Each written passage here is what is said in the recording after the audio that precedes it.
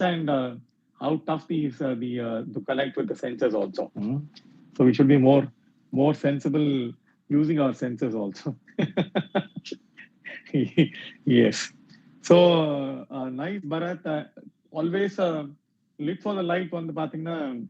It gives immense pleasure for serving the and also make every individual. So whomsoever it is, every individual has a potential individual. I wish all my brothers and sisters in session whomsoever it is, they are all watching even in the YouTube also. The rest others are all watching in the YouTube. So I wish everyone who is watching and I'm deliberate. I'm not going to switch on my video. The reason because we are going to only listen. Shreya. So it's more of a listening session than watching session. So we will listen to the topics actually. So today, Indian polity. So UPSC already has stated. UPSC has the GS component and the other is actually for the prelims. I stated it is a CSAT. So for GS, there are 5 major components which I stated earlier, like Indian polity. நம்ம கையில இருக்கிற 5 fingers மாதிரி Indian polity, Indian economy, then Indian history, geography, and science, or science and technology. So Indian polity in ஒரு விரல்ல வந்து பாத்தீங்கன்னா in the finger there are 3 divisions. So like same way here, every subject has its 3 division, major division. So I'm not getting into the micro division. So major division being varappa, the major division consists of Indian polity. Major division consists of legislature, executives, and judiciary. Judiciary here we include even other constitutional authorities also. So executives, when we say executives, it is both the union executive and the state executives. So union executive, state executive. Union executive, when I say union executive, it is the president, prime minister, council of ministers. So they're all considered to be union executives. When we say state executives, governor, CM, and the council of ministers, and it includes council of ministers includes everyone. So this is all union executive and state executive. When I say union legislature, so union legislature abdina, the term says they're going to legislate. Legislation the term legislation means to make law. So who's going to make the law? If it is the union legislature, the parliament. So parliament consists of the term. Normally in the competitive exams, when they say parliament consists of, where everyone presumes parliament, when they say it is consist of, they always state it is the Lok Sabha and Rajya Sabha. But the constitution says when it is parliament, it is president, Lok Sabha and Rajya Sabha. Why president? Because when the parliament is not in session, so when Lok Sabha, Rajya Sabha is not in session, the president has ordinance making power. Whatever the parliament, because I said parliament has powers to make law. So law making, parliament, the main component of the parliament is to make law. Any law, let it be civil law, criminal law, financial law, any law which is all only made by the union ministry and the union legislature. So that is why. So legislature, executive, judiciary. So when I said legislature, it is very important. Union legislature, state legislature. Executives, union executive, state executive. Then judiciary. Judiciary, we don't have component called union judiciary, state judiciary. Because judiciary is unitary. So from Supreme Court to the local court, judiciary are integrated in one hierarchy. So suppose why I said, suppose when we are filing any case at the lower court, suppose you say that any judicial magistrate court, local court, when we are filing a case, we need to go through the hierarchy. So local court, then district court, then we need to come to the high court, then at last we need to go to the Supreme Court. That is why you need to come across and go through the hierarchy. So you can't straight away jump into Supreme Court. There are exceptions where we can straight away approach the Honorable Supreme Court and the High Court. So otherwise, we can't, for small issues, we can't just go just like that. நம்ம போய் திடீர்னு supreme கோர்ட்ல honourable supreme கோர்ட்ல ஏதாவது case file பண்ண முடியுமா? முடியாது. So that is why unitary அந்த அந்த அந்த ஜுடிஷியரின்னு வரப்ப த நேச்சர் கால்டு யூனிட்ரி அப்படின்னு வச்சிருக்காங்க. மற்றதெல்லாம் வந்து பாத்தீங்கன்னா இப்ப executive and the legislature it is all federal in nature. Federal அப்படின்னா that you will have a center and you will have the state components. So center state component தான் நம்ம federal அப்படின்னு சொல்றோம். ஃபெடரல் அப்படின்னா கூட்டாட்சின்னு சொல்றது. ஸோ அந்த மாதிரி federal. So this federal component is very important. அதனாலதான் நம்மளோட இந்தியன் கான்ஸ்டிடியூஷனை ரொம்ப அழகா சொல்லுவாங்க. It is very important parliamentary form of government. நம்ம இந்த கான்ஸ்டிடியூஷன் வந்து the constitution states India as a parliamentary form of government. ஏன்னா பார்லிமெண்ட், பிகாஸ் பார்லிமெண்ட் அப்படின்னு வரப்ப I know all the elected representatives. இப்ப பார்லிமெண்ட்ல உங்களுக்கு லோக்சபா, ராஜ்யசபா. லோக்சபால வந்து பாத்தீங்கன்னா people representative, house of people அப்படின்னு சொல்றோம். ஸோ பீப்புள், இப்ப நம்ம லோக்சபா எம்பி நாம என்ன பண்ணிருப்போம், ஒரு லோக்சபா கான்ஸ்டிடுவன்சி இருக்கும். We would have elected a Lok Sabha MP, and that Lok Sabha MP would have representing from each and every state. They go and occupy. So அது வந்து இப்ப ராஜ்யசபா வந்து பாத்தீங்கன்னா it is also very important state representation. That is why it is again that we call Council of States. The other name, ராஜ்யசபாவுக்கு the other name which we give as Council of States. So அது வந்து because it is nothing but from Tamil Nadu government, from the Andhra government, from Telangana government, from Kerala government, அந்த மாதிரி கேரளால இருந்து. So these people represent the state. So that is why it is the upper house. Lower house வந்து பாத்தீங்கன்னா it is nothing but the elected house, the house of people. We say it is Lok Sabha. So Lok means people, Sabha means house in அர்த்தம். So Lok Sabha. So that is why it's again so Lok Sabha. So I said the moon component, the three components, one, the legislature. Second, I said the executive. The third one, judiciary. So these three components are very important component. இப்ப எங்க வேணா பார்க்கலாம். Suppose I say executive. So executive, I said state executive, union executive. When I said union executive, now I said the topmost union executive யார் இருக்காங்க அப்படின்னு பாத்தீங்கன்னா the honorable president of India. இப்போ state லெவல்ல the governor of India. So இப்போ when I say governor of India, I am a government பாத்தீங்கன்னா ஒரு group A civil servant. இப்போ I am also an executive, but I am a permanent executive. The elected authorities are like இப்போ council of minister, prime minister, president, இவங்கெல்லாம் they have a tenure. So that is why they are all political executives and we are permanent executives. So when we got recruited, suppose you are getting recruited into the UPSC at the age of 21. So now you become from 21 to 60 years. They can't remove you unless with the approval of the president, because president is going to appoint you. So ungalala president appoint பண்ண போறதுனால president appoints, so president is the removal authority. So that is why there are two executives, conceptual level, though I stated polity level, the union executive and the state executive. The same way நம்மளுக்கு இங்க பாத்தீங்கன்னா union எக்ஸிகியூட்டிவ்ல ஐ stated ரெண்டு கேட்டகரியில, one the political executives, second permanent executives. So யாரெல்லாம் கவர்மெண்ட்ல work பண்றாங்களோ, union கவர்மெண்ட்ல யாரெல்லாம் ஒர்க் பண்றாங்களோ, those who are working in the union government, they are all called union executive, the permanent executives. Those who are politically elected or politically selected, they are all called as the political executives. So that is why this is a two category. So this if you are a deputy collector, if you are becoming a deputy collector, now you are a state executive. State executive, you are a permanent executive. Whereas an MLA, he is again a political executive who has a tenure for 5 years. Tenure na என்ன அர்த்தம்னா பதவி காலம் அப்படின்னு சொல்லுவோம் இல்லையா, அந்த மாதிரி அதுக்கு பேர் தான் tenure. தமிழ்ல சொல்றதா இருந்தா பதவி காலம். So அந்த மாதிரி பதவி காலம், political executives, they have a பதவி காலம். So that is why the elected representatives who has 5 years. So once they get elected, they are having 5 years. So this 5 years is very important tenure for functional for their functional authorities. I think someone's யாரோ ஒருத்தரோட இது echo அடிக்குது எனக்கு. உங்களோட அந்த இதை மட்டும் பார்த்துக்கோங்க, ஜஸ்ட் சி. அதர்வைஸ் மற்றவங்களுக்கு கொஞ்சம் டிஸ்ட்ராக்ஷனா இருக்கும். So just mute your audio so that we can have a clear audio for others also, because everyone are listening. Yeah, so when everyone are listening, we should also make others to listen without distraction.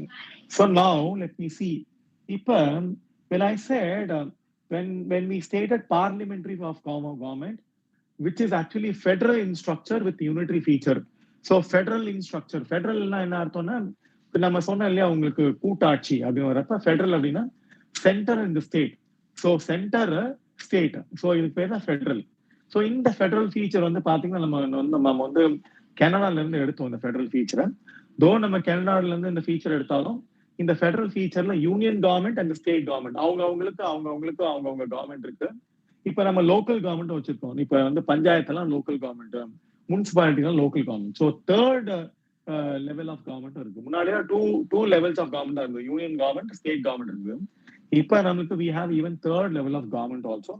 That is nothing but after 73rd 74th amendment மூலமா நாம panchayat create பண்ணோம், தென் municipalities create பண்ணோம். So அதையும் நம்ம பார்ப்போம். So it is very important. India வந்து பாத்தீங்கன்னா Indian constitution இந்த இந்தியன் பாலிட்டிக்கு ரொம்ப முக்கியமான ஒரு காம்பனண்ட். இப்ப what is actually why this polity is very important for நம்மளோட இந்த இந்தியன் இந்த யூபிஎஸ்சியோட எக்ஸாம்ஸ்ல, because many do not know why this is very important. இப்ப நம்ம இந்த இம்பார்ட்டன்ஸை பார்த்தோம்னா we will get to know what is actually 2011 இருந்து from 2011 to 2020 நாங்க வந்து we have analyzed the questions actually. So on the questions வரப்ப on an average வந்து பாத்தீங்கன்னா இப்ப நான் சொன்னேன் இந்த மூணு காம்பனன்ட், ஒன் ஐ ஸ்டேட்டட் லெஜிஸ்லேச்சர், ரெண்டாவது ஐ ஸ்டேட்டட் எக்ஸிக்யூட்டிவ்ஸ், மூணாவது ஐ ஸ்டேட்டட் ஜுடிஷியரி. இப்ப இதுக்குள்ள நிறைய சப் காம்பனன்ட்ஸ் பார்ப்போம். சப் காம்பனன்ட்ஸ் பார்த்தோம்னா இப்ப பாலிட்டியில வந்து பாத்தீங்கன்னா நம்மளுக்கு நிறைய மைனர் ஏரியாஸ்லாம் இருக்கும். there are some minor areas, some major areas. என்ன அப்படின்றத பார்த்தோம்னா நான் சொன்ன மாதிரி அந்த மூணு component major areas, legislature, executive, judiciary.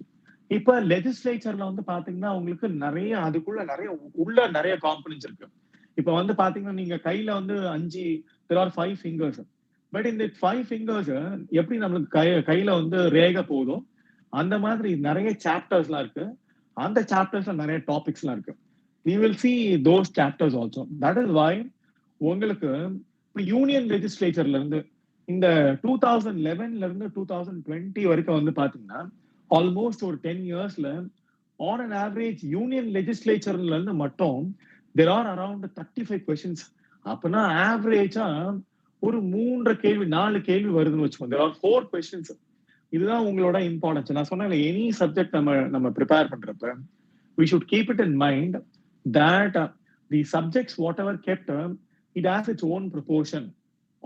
For all the subjects, why it has the proportion அப்படின்னு பாத்தீங்கன்னா இப்ப நம்ம உடம்புல வந்து பாத்தீங்கன்னா ஒவ்வொரு பாகத்துக்கும் ஒவ்வொரு உடல் உறுப்புக்கும் அதுக்கான அளவு இருக்குல்ல. இப்ப தலைன்னா ஒரு அளவு, நம்ம இப்ப தலையில நம்ம ஒரு ஜான் வயிறுன்னு சொல்றோம்ல, அதே ஒரு ஜான் வயிறு தான் நம்மளோட அந்த ஒரு ஜான். நம்மளோட ஃபேஸ் வந்து பாத்தீங்கன்னா எக்ஸாக்டா அந்த ஒரு ஜான் தான் இருக்கும் நம்மளுக்கு. ஸோ அதான் அந்த ஒரு ஜான் அப்படின்றது ஒரு இட்ஸ் ஆக்சுவலி பயோமெட்ரிக் இது மாதிரி மெஷர்மெண்ட் வச்சுக்கோங்க.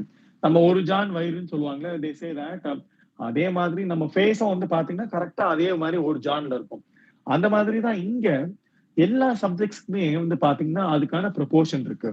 ஸோ நான் சொன்ன மாதிரி அவுட் ஆஃப் 100 questions 20 questions வந்து பாத்தீங்கன்னா இந்தியன் பாலிட்டில இருந்து வருது. அப்படி இந்தியன் பாலிட்டில இருந்து வரப்ப இட் ஹேஸ் அ ப்ரிடாமினென்டா பாத்தீங்கன்னா நிறைய பேர் என்கிட்ட கேட்கறது உண்டு.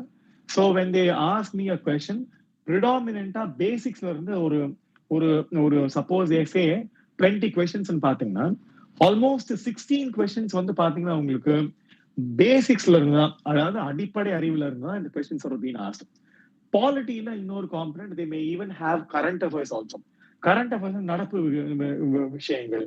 இப்ப என்ன ஆச்சு, ஜம்மு காஷ்மீர் வந்து பாத்தீங்கன்னா முன்னாடி நம்மளுக்கு 29 ஸ்டேட்ஸ் இருந்தது, இப்ப 28 ஸ்டேட் ஆயிடுச்சு ஆக்சுவலா. ஏன்னா ஜம்மு காஷ்மீரை யூனியன் டெரிட்டரியா மாத்திட்டாங்க. சோ உங்களுக்கு யூனியன் டெரிட்டரி இப்ப பாண்டிச்சேரி இருக்கு இல்லையா, நம்ம தமிழ்நாடு பக்கத்துல பாண்டிச்சேரி இருக்கு. பாண்டிச்சேரி மாதிரி பாண்டிச்சேரி ஸ்டேட் இல்ல, பட் இருந்தாலும் அதுக்கு லெஜிஸ்லேச்சர்லாம் இருக்கு. அந்த மாதிரி என்ன ஆச்சுன்னா முன்னாடி ஜம்மு அண்ட் காஷ்மீர் ஸ்டேட்டா இருந்தது, இப்ப யூனியன் டெரிட்டரி ஆயிடுச்சு. ஸோ அந்த மாதிரி யூனியன் டெரிட்டரி ஆனப்ப இப்ப ஸ்டேட் யூனியன் டெரிட்டரி ஆயிடுச்சுன்னு சொன்னப்ப உங்களுக்கு இப்ப என்ன தெரியணும், அதுல Jammu and Kashmir and Ladakh 2 union டெரிட்டரியா கன்வெர்ட் ஆயிடுச்சு. அததான் இங்க வந்து பாத்தீங்கன்னா கரண்ட் அஃபேர்ஸ கேட்கறது.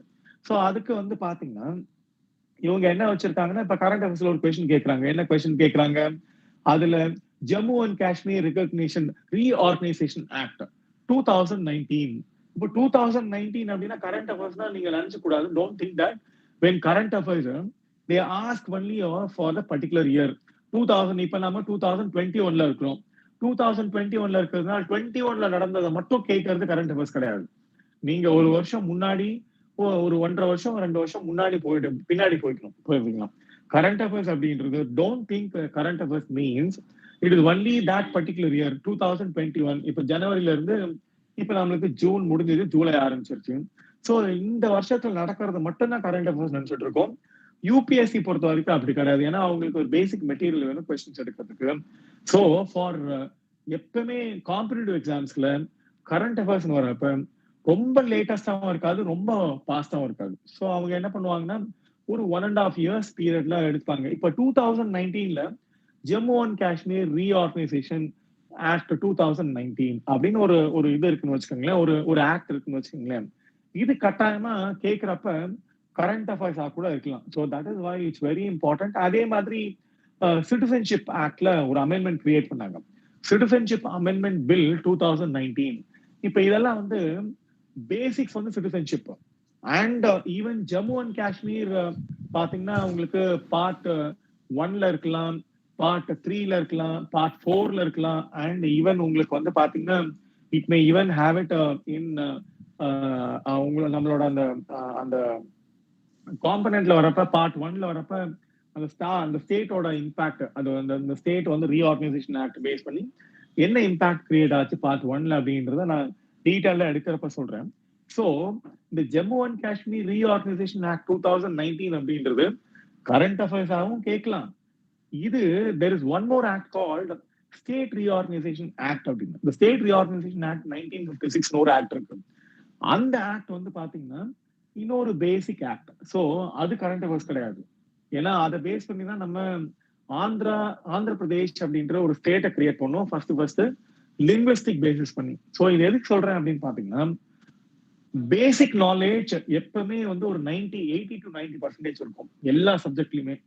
அந்த பேசிக் நாலேஜ்ல நான் சொன்ன மாதிரி இப்ப பாலிட்டியில you have legislature, executive, judiciary வரப்ப ஆல் கான்ஸ்டிடியூஷனல் அத்தாரிட்டிஸ் நீங்க உள்ள சேர்த்துக்கலாம். அது ஒரு காம்பனன்ட். சோ அப்படி பாக்குறப்ப அதுல நான் சொன்னேன் உங்களுக்கு ஆல்மோஸ்ட் 80 to 90% பேசிக் கொஸ்டின்ஸ் கேட்பாங்க, ஃபண்டமெண்டல்ஸ் கேட்பாங்க. சோ அதுக்கப்புறமா கரண்ட் அஃபேர்ஸ்ல நடப்பு நிகழ்ச்சிகள்ல whatever happened during the last 1.5 years, அது they may ask you as the very important current affairs. So current affairs வரப்ப நீங்க உடனே பெருசா பாதர் பண்ணிக்கூடாது. நான் இப்ப சொன்ன மாதிரி யூனியன் லெஜிஸ்லேச்சர், இப்ப வந்து யூனியன் லெஜிஸ்லேச்சர் வரப்ப உங்களுக்கு யூனியன் லெஜிஸ்லேச்சர் நான் என்ன சொல்லிருக்கேன், லோக்சபா, ராஜ்யசபா, இதான் நீங்க மைண்ட்ல வச்சுக்கணும். யூனியன் லெஜிஸ்லேச்சர்னா உடனே நீங்க மைண்ட்ல வச்சுக்கணும் Lok Sabha, Rajya Sabha. And state legislature அப்படின்னா உடனே உங்களுக்கு ஞாபகம் வச்சுக்கணும், இங்க வந்து பாத்தீங்கன்னா ஸ்டேட் அசம்பிளி, ஸ்டேட் கவுன்சில். ஒரு சில ஸ்டேட்ஸ்ல ஸ்டேட் கவுன்சில் இருக்கு. ஆனா அந்த ஸ்டேட் கவுன்சில் எல்லா ஸ்டேட்ஸ்லயும் இல்லையானா அதுக்கு ஒரு ப்ரொசீஜர் இருக்கு. இந்த ஸ்டேட் கவுன்சில் நம்ம ஊர்ல அதை வந்து பாத்தீங்கன்னா இப்ப எம்எல்ஏ சொல்றாங்களா, எம்எல்ஏனா லெஜிஸ்லேட்டிவ் அசம்பிளி, சட்டமன்றத்துக்கு போறவங்க, சரிங்களா? சோ அதுல வந்து பாத்தீங்கன்னா மேலவைக்கு போறவங்க வந்து பாத்தீங்கன்னா எம்எல்சின்னு சொல்லுவாங்க. எம்எல்சினா மெம்பர் ஆஃப் லெஜிஸ்லேட்டிவ் கவுன்சில். இப்ப நம்ம ராஜ்யசபா சொல்றோம் இல்லையா, அப்ப யூனியன் லெஜிஸ்லேச்சர் ராஜ்யசபா வந்து பாத்தீங்கன்னா அவங்கள எம்பி சொல்லுவோம். ஆனா ராஜ்யசபா எம்பி, அதோட other name I stated council of state சொன்னாங்க. அந்த மாதிரி இங்க it is very important. You should always see how this distinction between the state legislature and union லெஜிஸ்லேச்சர்ல. நான் சொன்ன மாதிரி கேள்வின்னு வரப்ப யூனியன் லெஜிஸ்லேச்சர்ல இருந்து ஆன் அன் ஆவரேஜ் 4 questions இருக்கு. அதுக்கப்புறமா நிறைய கொஸ்டின்ஸ் இருக்கு. கவர்னன்ஸ் வரப்ப நிறைய ஜெனரல் கொஸ்டின்ஸ் அதுல இருக்கு. நான் உங்களுக்கு என்ன மாதிரியான கேள்விகள்லாம் கவர்னன்ஸ் அப்படின்ற ஏரியால இருக்கு அப்படின்றத பார்ப்போம். அதுக்கு அடுத்தது மேக்சிமம் இப்ப நான் சொன்ன மாதிரி யூனியன் லெஜிஸ்லேச்சர்ல 35 questions லாஸ்ட் 10 yearsல, அண்ட் கவர்னன்ஸ்ல ஒரு 38 questions. So out of in the questions வந்து பாத்தீங்கன்னா உங்களுக்கு நான் சொன்ன மெஜாரிட்டி ஆஃப் த கொஸ்டின்ஸ் இந்த லாஸ்ட் ஒரு 10 இயர்ஸ்ல இந்த ரெண்டு ஏரியால நிறைய கொஸ்டின்ஸ் இருக்கு. அதுக்கப்புறமா நான் ஜுடிஷியரி சொன்னேன் இல்லையா, third component. The judiciary is very important. The judiciary has around 11 questions, and the fundamental rights also has 7 questions. And in the last 10 years, and the salient features of the Indian Constitution, on an average, 20 questions. So that means 10 years, whatever out of 10 years, average 20 questions of the that means every year you may have around 2 questions. And judiciary, every year you are having 1 question. Fundamental rights, every year you are having 1 question. DPSP, every year you are having 1 question. So these are all very important, and DPSP is going to have 1 question. So rest others you have a lot of fluctuations. So by this, you should know that how the questions are distributed. And that is why when you know the component, how the questions are distributed, you know the focus and you know the proportion. You will focus yourself what to study. You will also get to know. So that is why it is very important. Now, let us go into India. The Indian Constitution starts with the preamble, because preamble is very important. Now, India Constitution it starts with the preamble. So the Indian Constitution preamble, there are questions actually, because Indian Constitution or preamble has a lot of principles. So those principles are completely elaborated in the entire Indian Constitution. What is that? When you look at it, what actually this Indian Constitution preamble acts. And the preamble, even for the state TNPSC exams and the state public service exams, in the preamble, they are asking questions. So let us read out the preamble. Preamble states, the entire preamble is very important. Preamble, they say why it is important for the Indian polity, Indian Constitution, preamble, why it is important. Preamble provides it actually highlights the major objectives of the Indian Constitution. What is for the Indian Constitution we have.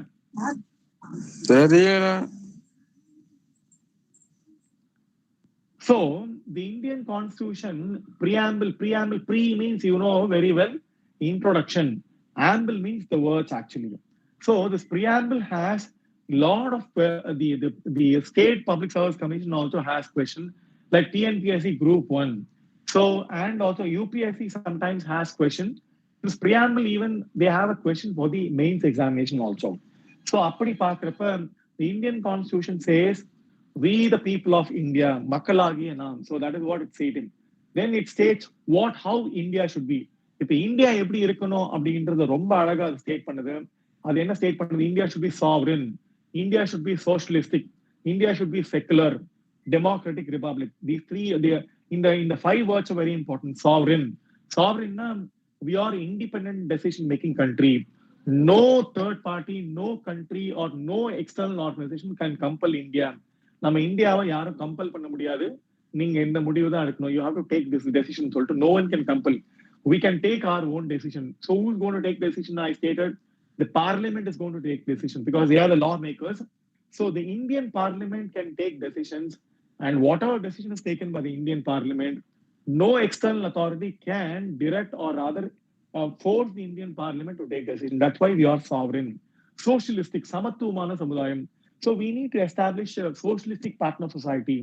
Secular, we respect, and the Indian Constitution acknowledge and gives equal treatment to all the religion.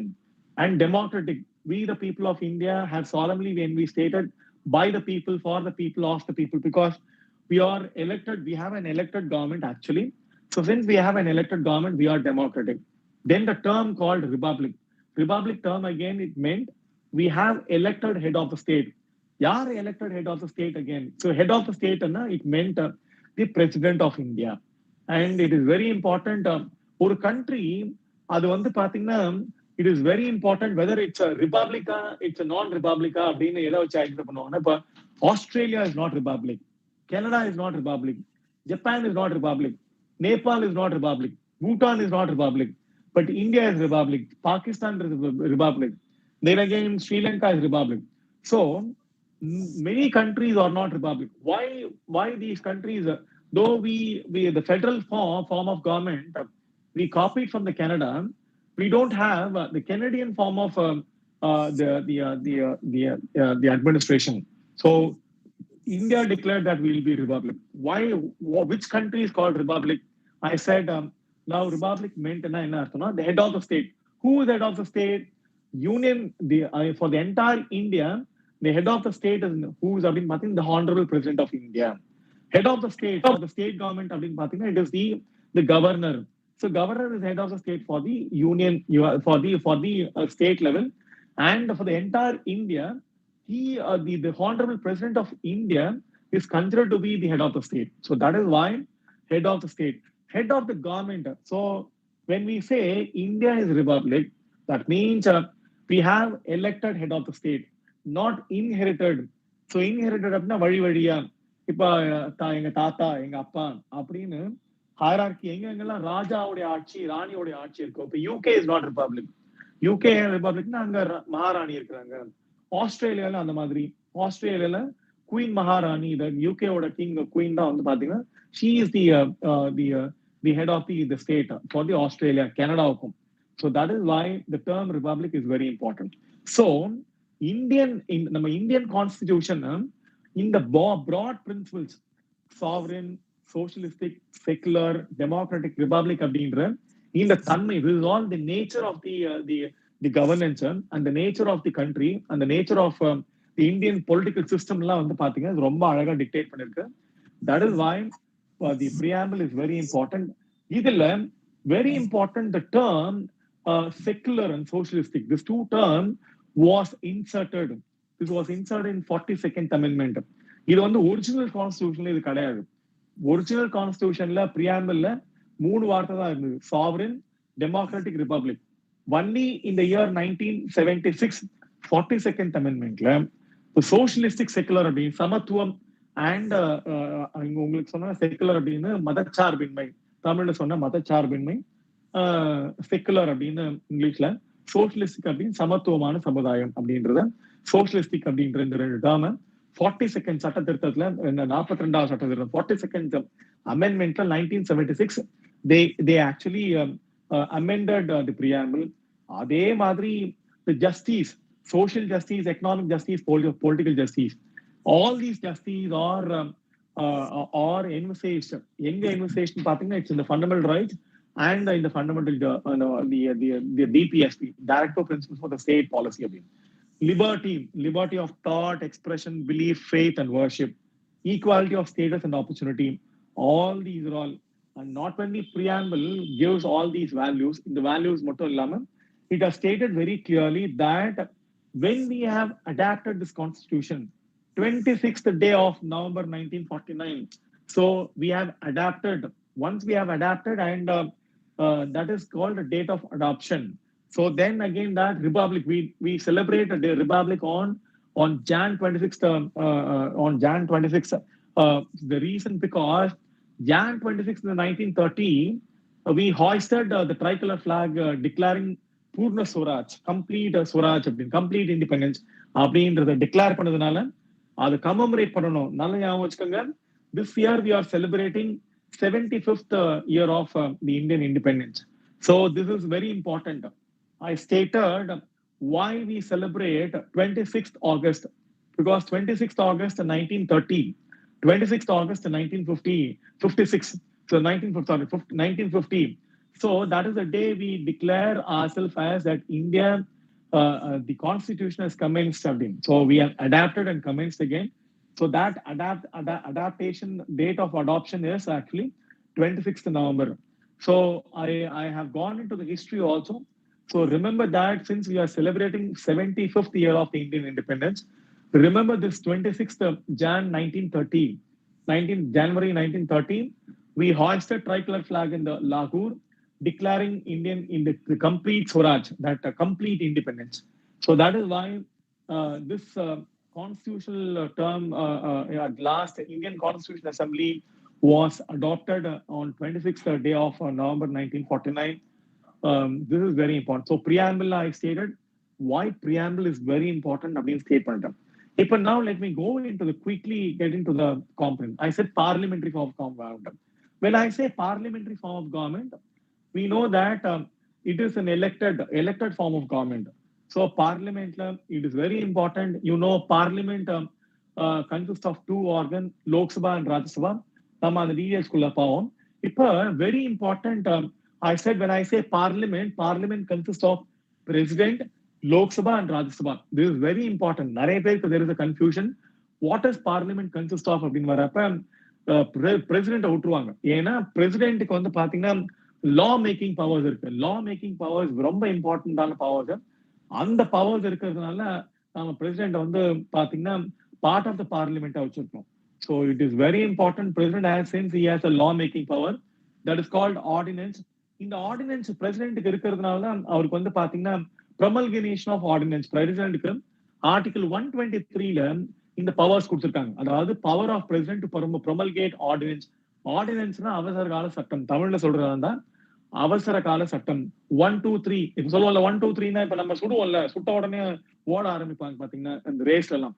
அந்த மாதிரி இந்த article ஞாபகம் வச்சுக்கிறதுக்காக சொல்றேன். To remember, just like that, to remember article 123 of the Indian Constitution provides the ordinance making power to the president.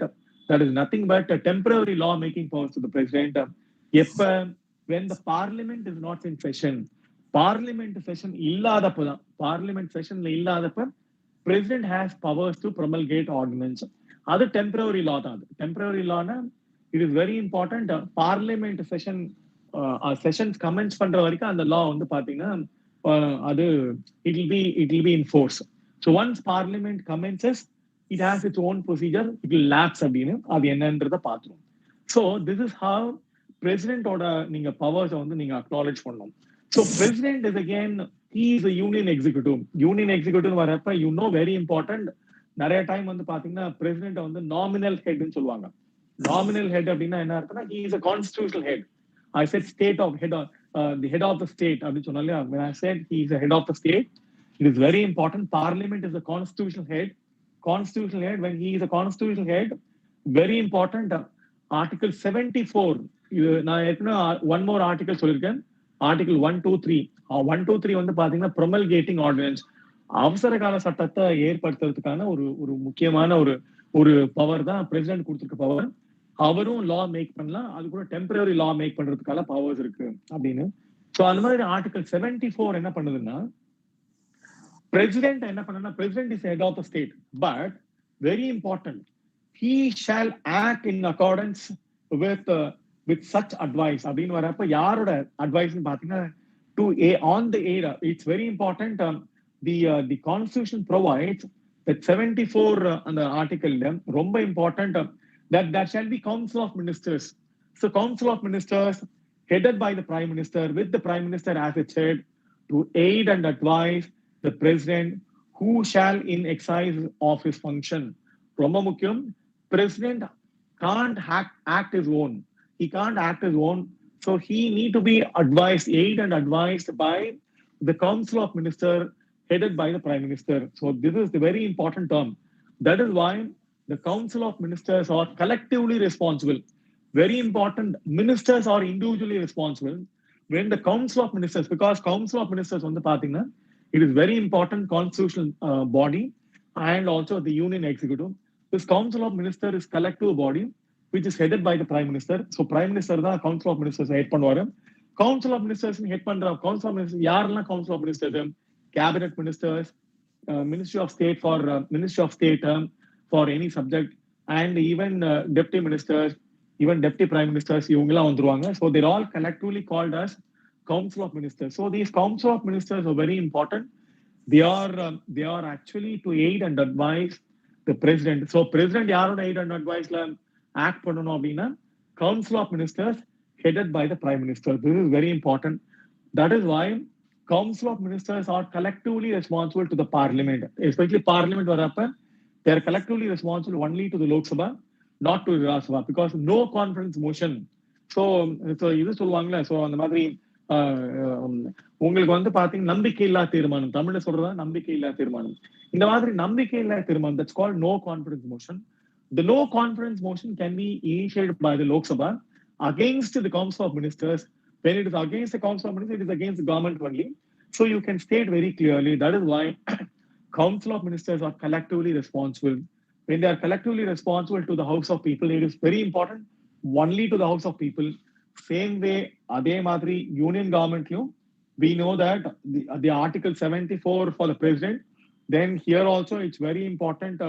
எப்படி 74 சொன்னனும் அதே மாதிரி union லெஜிஸ்லேச்சர்ல 74 சொன்ன மாதிரி ஸ்டேட்லயும் வந்து பாத்தீங்கன்னா governor is also advised, aid and advised by the Council of Ministers, headed by the CM.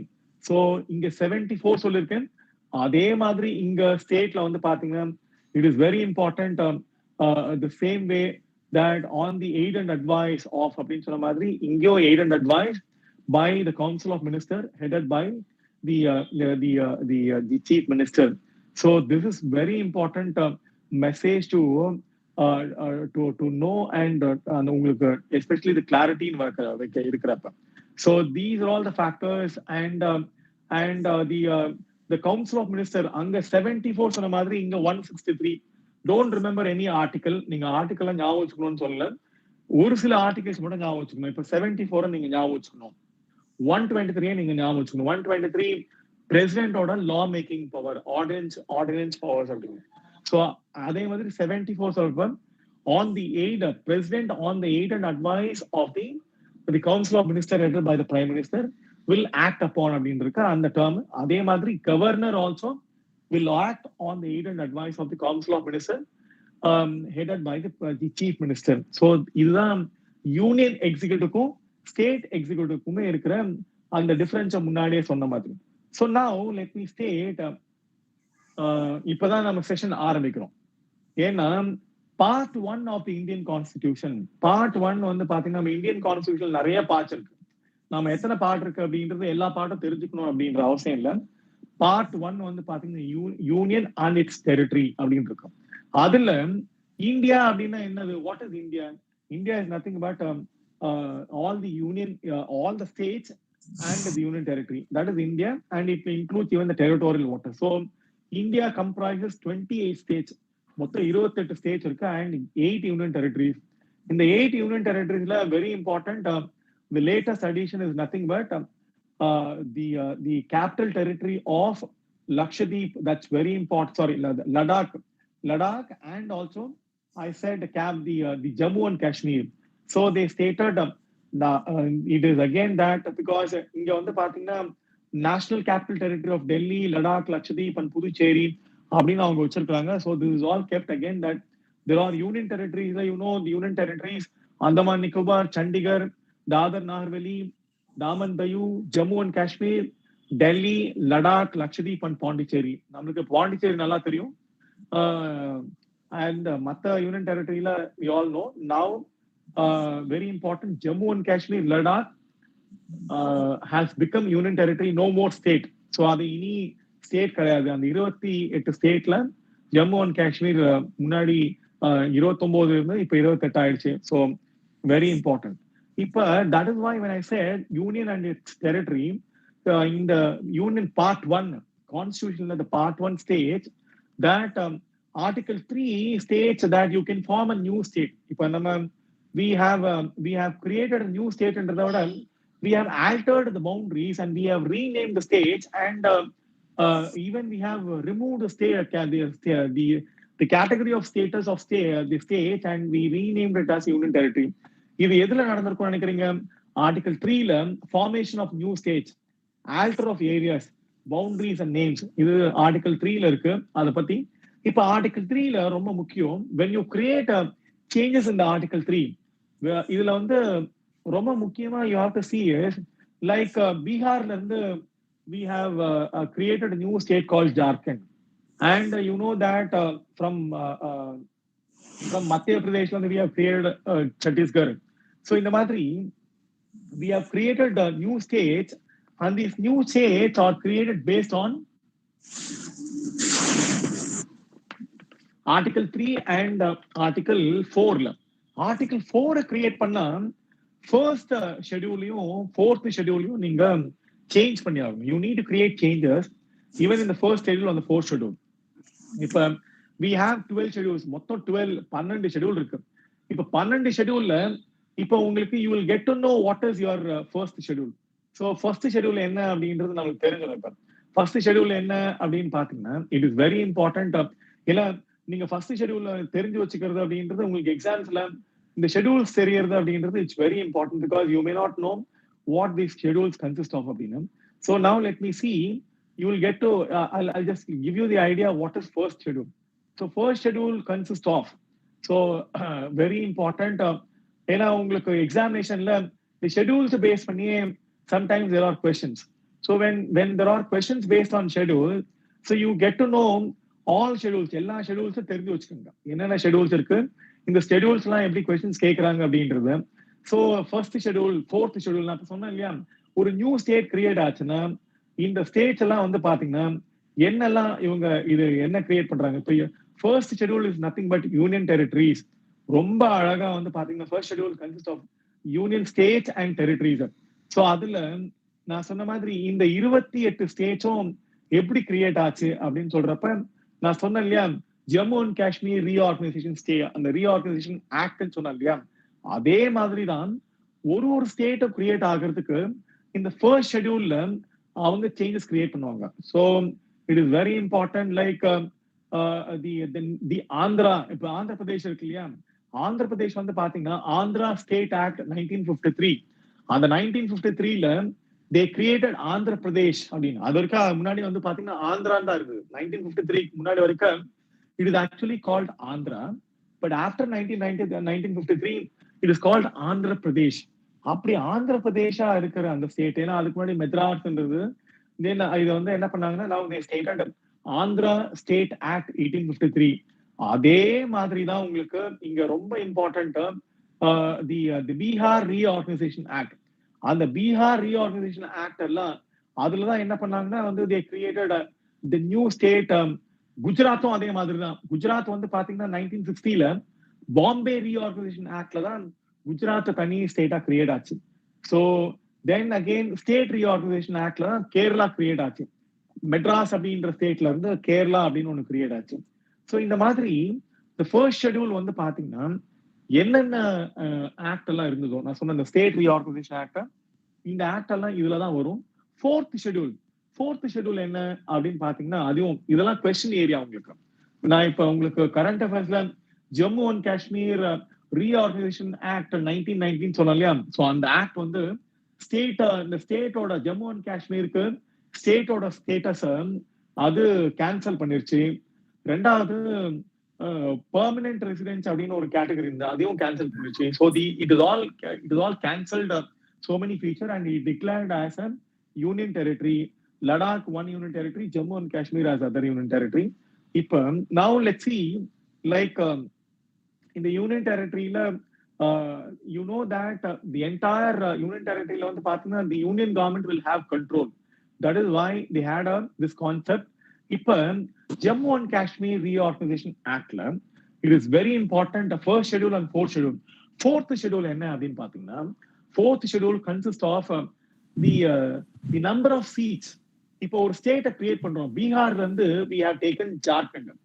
ஒரிஜினலா ராஜ்யசபாவுக்கு state அலோகேஷன்ல seat allocation இருக்கும். ஆக்சுவலா அந்த மாதிரி சீட் அலோகேஷன்ல இப்ப 2 ஸ்டேட்டா கிரியேட் ஆனதுனால இந்த ராஜ்யசபாலையும் வந்து பாத்தீங்கன்னா இது வந்து ஸ்டேட் ரெப்ரஸன்டேஷன் சொல்லிருக்கேன். ராஜ்யசபா வந்து nothing but council of states சொல்லிருக்கேன். when I stated council of states, you should remember that it is a state representative body. So this state representative body should represent based on the state jurisdiction. So இப்ப பீகார்ல இருந்து ஜார்க்கண்ட் தனியா create ஆனதுனால இப்ப ஜார்க்கண்டுக்கு ராஜ்யசபா சீட்ஸை நாம divide பண்ணி கொடுக்கணும் இல்லையா, அதனாலதான் ஃபோர்த் ஷெட்யூல்ல அது எதை பத்தி சொல்லுதுன்னு பாத்தீங்கன்னா ராஜ்யசபாவோட சீட் அலோகேஷன்ஸ் பத்தி சொல்லுது. சோ ராஜ்யசபாவோட சீட் அலோகேஷன் ரொம்ப அழகா இதுல சொல்லியிருக்கிறதுனால ஃபோர்த் ஷெட்யூல்ல இட் இஸ் வெரி இம்பார்ட்டன்ட். உங்களுக்கு வந்து பாத்தீங்கன்னா இந்த சீட் அலோகேஷன்ல அலோகேஷன் ஆஃப் சீட்ஸ் இந்த கவுன்சில் ஆஃப் ஸ்டேட்ஸ் அப்படின்னு, சோ எத்தனை ஸ்டேட்ஸ் நம்ம கிரியேட் பண்ணமோ அத்தனை ஸ்டேட்ஸ்க்குமே அவங்க ராஜ்யசபா சீட்டையும் பிரிச்சு கொடுத்துருக்காங்க. ஃபர்ஸ்ட் ஷெட்யூல்ல ஃபோர்த் ஷெட்யூல் ரொம்ப அழகா சொல்லிட்டேன். இது எல்லாமே ஒரு கொஸ்டின் உங்களுக்கு. சோ இதை பார்த்து வச்சுக்கோங்க. ரொம்ப முக்கியமான ஒரு விஷயம். ஸோ இந்த Jammu and Kashmir reorganisation state act வந்து பாத்தீங்கன்னா அதுல October 31st 2019 that is called an appointed day அப்படின்னு வச்சிருக்காங்க. ஏன் அந்த டேட்டை வந்து அப்பாயிண்டட் டே வச்சிருக்காங்கன்னு பாத்தீங்கன்னா, ஒன்னு ஆர்டிகல் 370 அது ரிவோக் பண்ணிருச்சு. இனி ஆர்டிகல் 370 இல்லை. ஏன்னா article 370 has given special status to the Jammu and Kashmir. அது கிடையாது. ஸ்டேட் லெஜிஸ்லேச்சரை அபாலிஷ் பண்ணிட்டாங்க. ஸ்டேட் லெஜிஸ்லேச்சர்னா இப்ப நம்ம ஊர்ல இப்ப நம்ம எம்எல்ஏஸ் இருக்காங்களா, அது மாதிரி இனி வந்து பாத்தீங்கன்னா அவங்களுக்கு அங்க வந்து பாத்தீங்கன்னா சட்டசபை அப்படின்னு ஒன்று இருக்காது. So legislative assembly, there is no legislative assembly will be there and legislative கவுன்சிலும் இருக்காது. So it is abolish legislative council, not அது legislative assembly. So legislative assembly it has got abolish. So that is why it's very important. So part 1 நான் சொன்ன மாதிரி இப்ப இந்தியானா சொல்லிட்டேன். What is India? Union and it's territory. And very important part 2 deals with, ஏன்னா part 2 வந்து பாத்தீங்கன்னா நம்மளோட இந்தியன் கான்ஸ்டிடியூஷன்ல பார்ட் 2 ரொம்ப முக்கியமான பார்ட் என்ன பாத்தீங்கன்னா சிட்டிசன். இப்ப யாரெல்லாம் சிட்டிசன்ஸ் ஆஃப் இந்தியா அப்படின்னு தெரியணும்ல, யாரெல்லாம் நம்ம இந்திய குடிமகன் அப்படின்னு, அதுதான் பார்ட் 2ல வருது. ஸோ பார்ட் 1 வந்து பாத்தீங்கன்னா union and it's territory. Part 2 வந்து ஐ ஸ்டேட்டட் உங்களுக்கு என்ன சொல்லியிருக்கேன், சிட்டிசன்ஷிப். சிட்டிசன்ஷிப்ல ரொம்ப முக்கியமான விஷயம் என்னன்னு பாத்தீங்கன்னா, இதுல நம்ம சிங்கிள் சிட்டிசன்ஷிப் நம்ம இந்தியாவை பொறுத்த வரைக்கும் 26th Jan 1950 category of citizens எப்படி காட்டுன்னா, யாரெல்லாம் இந்தியால இருந்தாங்களோ டொமசைல்டு அப்படின்னு டேர்ம் யூஸ் பண்ணுவாங்க. Parents were born in India, நம்மளுடைய பெற்றோர்கள் இந்தியால பிறந்தாங்கன்னா அவங்க எல்லாம் இந்தியர்கள் அப்படின்றாங்க. மூணாவது, ordinary resident in India for not less than 5 years. 5 வருஷத்துக்கு இந்தியால யாராவது தொடர்ந்து தங்கி இருந்தாங்கன்னா சிட்டிசன்ஷிப் ஆக்ட் 1955 ரொம்ப முக்கியம். புரியுதா? ஏன்னா கான்ஸ்டிடியூஷன்ல சிட்டிசன்ஷிப் நாம ரெகக்னைஸ் பண்ணிருக்கிறதுன்றது யாரெல்லாம் Indian citizen Jan 26, 1950, who are all Indian citizens on Jan 26, 1950, it has recognized. But subsequent there is an act, as I stated, State Reorganization Act சொன்ன மாதிரி இங்க சிட்டிசன்ஷிப் ஆக்ட் 1955. இந்த 1955 ரொம்ப முக்கியமான ஆக்ட். ஏன்னா இந்த ஆக்ட் தான் உங்களுக்கு நாம சிட்டிசன்ஷிப்பை எப்படி அக்வயர் பண்ணணும், how to acquire citizenship, how to determination the citizen, how to even terminate the citizenship. உங்களுக்கு சிட்டிசன்ஷிப் இல்ல அப்படின்றத டெர்மினேட் பண்றதும் இந்த சிட்டிசன்ஷிப் ஆக்ட் 1955. இயர் ஞாபகம் வச்சுக்கோங்க 1955. ஏன்னா சம்டைம்ஸ் இயர் வந்து பாத்தீங்கன்னா உங்களுக்கு மேட்ச் ஃபாலோயிங்ல இருக்கும். அது எதுக்காகன்னா எது முன்னாடி வந்துச்சு எது பின்னாடி வந்துச்சு எதுக்கு அப்புறமா எது வந்துச்சு அப்படின்றத தெரிஞ்சுக்கிறதுக்காக இந்த சிட்டிசன்ஷிப் ஆக்ட்ல இப்ப ரீசெண்டா அமெண்ட்மெண்ட் கொண்டு வந்தாங்க 1919ல. அது என்ன அமெண்ட்மெண்ட் அப்படின்னு பாத்தீங்கன்னா, ஆப்கானிஸ்தான், பங்களாதேஷ் அண்ட் பாகிஸ்தான் இங்க இருந்து தேர் ஆல் நெய்பரிங் கண்ட்ரிஸ் இல்லையா, இவங்க யாருக்குமே வந்து பாத்தீங்கன்னா there is a concept called even person of Indian origin அப்படின்னு சொல்லி ஒரு கான்செப்ட் இருக்கு.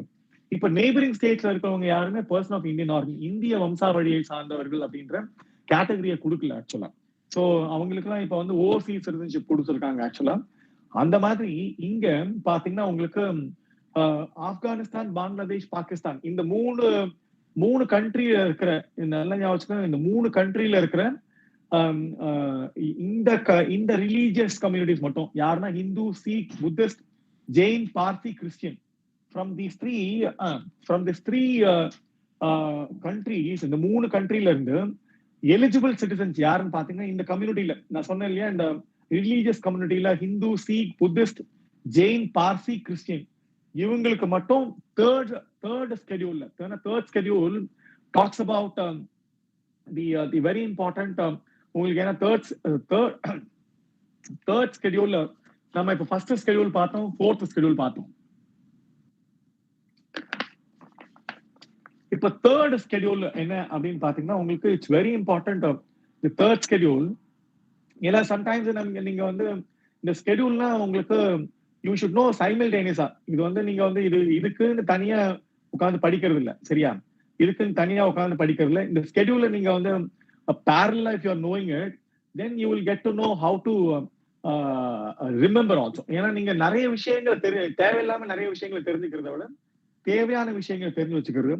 தேர்ட் ஸ்கெடியூல் வந்து பாத்தீங்கன்னா it is talking about the very important. ஏன்னா நிறைய பேர் வந்து தேர்ட் ஸ்கெடியூல்ல பார்த்துக்கவே மாட்டாங்க. நம்ம இந்தியன் கான்ஸ்டிடியூஷன்ல தேர்ட் ஸ்கெடியூல் எதை பத்தி சொல்லுது அப்படின்னு. தேர்ட் ஸ்கெடியூல் வந்து பாத்தீங்கன்னா ஃபோர்த் ஷெடியூல் சொல்லிட்டோம், இப்ப செகண்ட் ஸ்கெடியூல்ல என்ன அப்படின்றத நம்ம வந்து பாத்துருவோம். இருந்தாலும் இப்ப தேர்ட் ஸ்கெடியூல், ஏன்னா தேர்ட் ஸ்கெடியூல்ல சேஞ்சஸ் நிறைய கிரியேட் பண்றாங்க. என்ன கிரியேட் பண்றாங்க அப்படின்னா, இதுல very important demarcation of boundaries. இந்த டிமார்கேஷன் ஆஃப் பவுண்டரிஸை பத்தி நம்ம டிமார்கேட் பண்றப்ப தேர்ட் ஸ்கெடியூல்ல தான், இந்த மூணாவது ஸ்கெடியூல்ல, நம்ம இந்தியன் கான்ஸ்டிடியூஷன் தேர்ட் ஸ்கெடியூல்ல தான் இந்தியாவோட பவுண்டரிஸை டிமார்கேட் பண்றப்ப இந்த சிட்டிசன்ஷிப்லாம் சொல்றதுல நிறைய இன்டர்நேஷனல் அக்ரிமெண்ட்ல சிட்டிசன்ஷிப்ஸ்லாம் நம்ம ரெகக்னைஸ் பண்றதே தேர்ட் ஸ்கெடியூல்ல பவுண்டரிஸை மார்க் பண்றதை வச்சுதான். So that is why it's very important. இந்த செக்டார்ல மேகாலயா செக்டார், நிறைய செக்டார்ஸ் இருக்கு ஆக்சுவலா. அஸ்ஸாம் செக்டார்ல இருக்கிற சிட்டிசன்ஸ், அங்க இருக்கிற ஏரியாஸ் இந்த ஏரியால இருக்கிறவங்க எல்லாம் நம்ம இந்தியன் சிட்டிசன்ஸ் அப்படின்னு சொல்றதுல இந்த தேர்ட் ஸ்கெடியூல்ல இருக்கிறது. It's very important. இந்த for this year this is very important. நல்லா ஞாபகம் வச்சுக்கோங்க, this is very important third ஸ்கெடியூல்ல இருக்கிற இந்த காம்பனன்ட். இல்லைன்னா sometimes people even may ask the questions இந்த தேர்ட் ஸ்கெடியூல்ல இருக்கிற क्वेश्चंस கரண்ட் அஃபேர்ஸ்ல கேட்டாங்கன்னா நிறைய பேர் வந்து பாத்தீங்கன்னா திருத்துன்னு முழிப்பாங்க. திருத்துன்னு முழிக்கிறதுக்கு காரணம் அவங்களுக்கு இந்த செக்டாரை வந்து ஐடென்டிஃபை பண்ண தெரியாது. So that is why I'm stating you remember about the third schedule.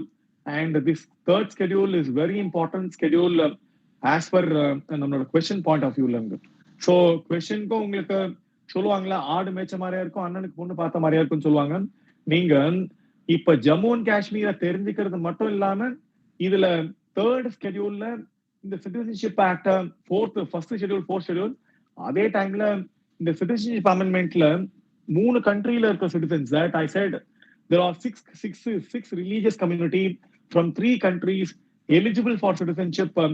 ஆனா என்ன ஒண்ணுன்னா இந்த முன்னாடி சொன்னால இந்த பார்டர்ல இந்த ஸ்டேட்ஸ்ல இருக்கவங்களுக்கு ஆக்சுவலா ப்ரீவியஸ் ரிக்வயர்மெண்ட் என்ன, they should have been in India resident. இந்தியால வந்து பாத்தீங்கன்னா அவங்க they should have resided in India for 11 years இருந்தது. But the recent amendment has reduced to 5 years.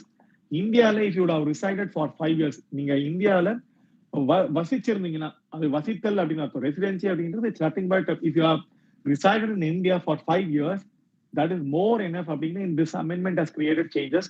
So that is why very important citizenship பொறுத்த வரைக்கும் நாம இப்ப இந்தியால என்னன்னு பார்த்தோம், சிட்டிசன்ஷிப்ல என்னன்னு பார்த்துட்டோம். யாரெல்லாம் சிட்டிசன்ஷிப், இந்த ரீசன்ட் சிட்டிசன்ஷிப் அமெண்ட்மெண்ட்டை நான் சொல்லிட்டேன். இது எல்லாமே என்னோட ஃபேஸ்புக்லயும் இன்ஸ்டாகிராம்லயும் என்னோட யூடியூப்லயும் போட்டிருக்கேன். You can go and see all these the citizenship amendment bill, how it is recognized அப்படின்றது. Now very important, the third component, அது என்ன, fundamental duties. இந்த fundamental rights. The third componentல fundamental rights வந்து பாத்தீங்கன்னா வெரி இம்பார்ட்டன்ட். ஒரு 6 broad category நம்ம பிரிச்சிருக்கோம். அது என்ன broad category? From Article 12 and 35. So it starts from Article 12 to 35. Very important, Part 3, 12 to 35. When you don't try to get confused, Article 12 to 35, Part 3. அதுல 6 broad category. 1, equality. எல்லாரும் சமம். So all are equal based on religion, race, caste, sex, place of birth. எல்லாமே. And even it talks about equality of opportunity in employment. Article 15, 16 இருக்கு இல்லையா, எம்ப்ளாய்மெண்ட்லயும் உங்களுக்கு equality இருக்கு அப்படின்னு. But there are again some positive discrimination. நம்ம reservation கொடுக்கறதும் இந்த 16ல எக்ஸெப்ஷன்ல பாசிட்டிவ் டிஸ்கிரிமினேஷன். அதுல காஸ்ட்ல வந்து பாத்தீங்கன்னா certain caste are given reservation, like scheduled caste, scheduled tribe, backward class. இப்ப எக்கனாமிக்கலி பேக்வர்ட் கிளாஸ்ல இதெல்லாம் என்னன்னு பாத்தீங்கன்னா this is called positive discrimination. They have stated. So, another positive discrimination is being practiced.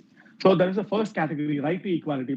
Then, right to freedom, speech, expression, assembly, idellame freedom, association, movement. So, naam enga ona pola, enna ona practice pannala. This is called right to freedom. The third one, right against exploitation. Both the children and the child labor prohibit pandradhum, and human trafficking prohibit pandradhum, bonded labor prohibit pandradhum. The third category la. So it is very important that the third category gives you child labor. Very important. ஏன்னா child labor பொறுத்த வரைக்கும் உங்களுக்கு எப்படி child labor important அப்படின்னு பாத்தீங்கன்னா இந்த fundamental ரைட்ஸ்ல உங்களுக்கு ஆர்டிகிளை பார்த்து வச்சுக்கணும். ஆர்டிகிள் பார்த்து வச்சுக்கிட்டாதான் உங்களுக்கு கேள்வி கேட்கிறப்ப இந்த ஆர்டிகிள் இருந்து கொஸ்டின்ஸ் வரப்ப நான் உங்களுக்கு இந்த செஷன் முடிஞ்ச உடனே ஒரு அவுட்லைன் ஆர்டிகல் உங்களுக்கு கொடுக்குறேன். அதை நீங்க பாத்தீங்கனாலே போதும், அதுல நிறைய கொஸ்டின்ஸ் வந்துடும் உங்களுக்கு. So I just give you an outline material. அதுல வெரி இம்பார்ட்டன்ட் என்னன்னா இந்த சில்ட்ரனோட ரைட்ஸ்.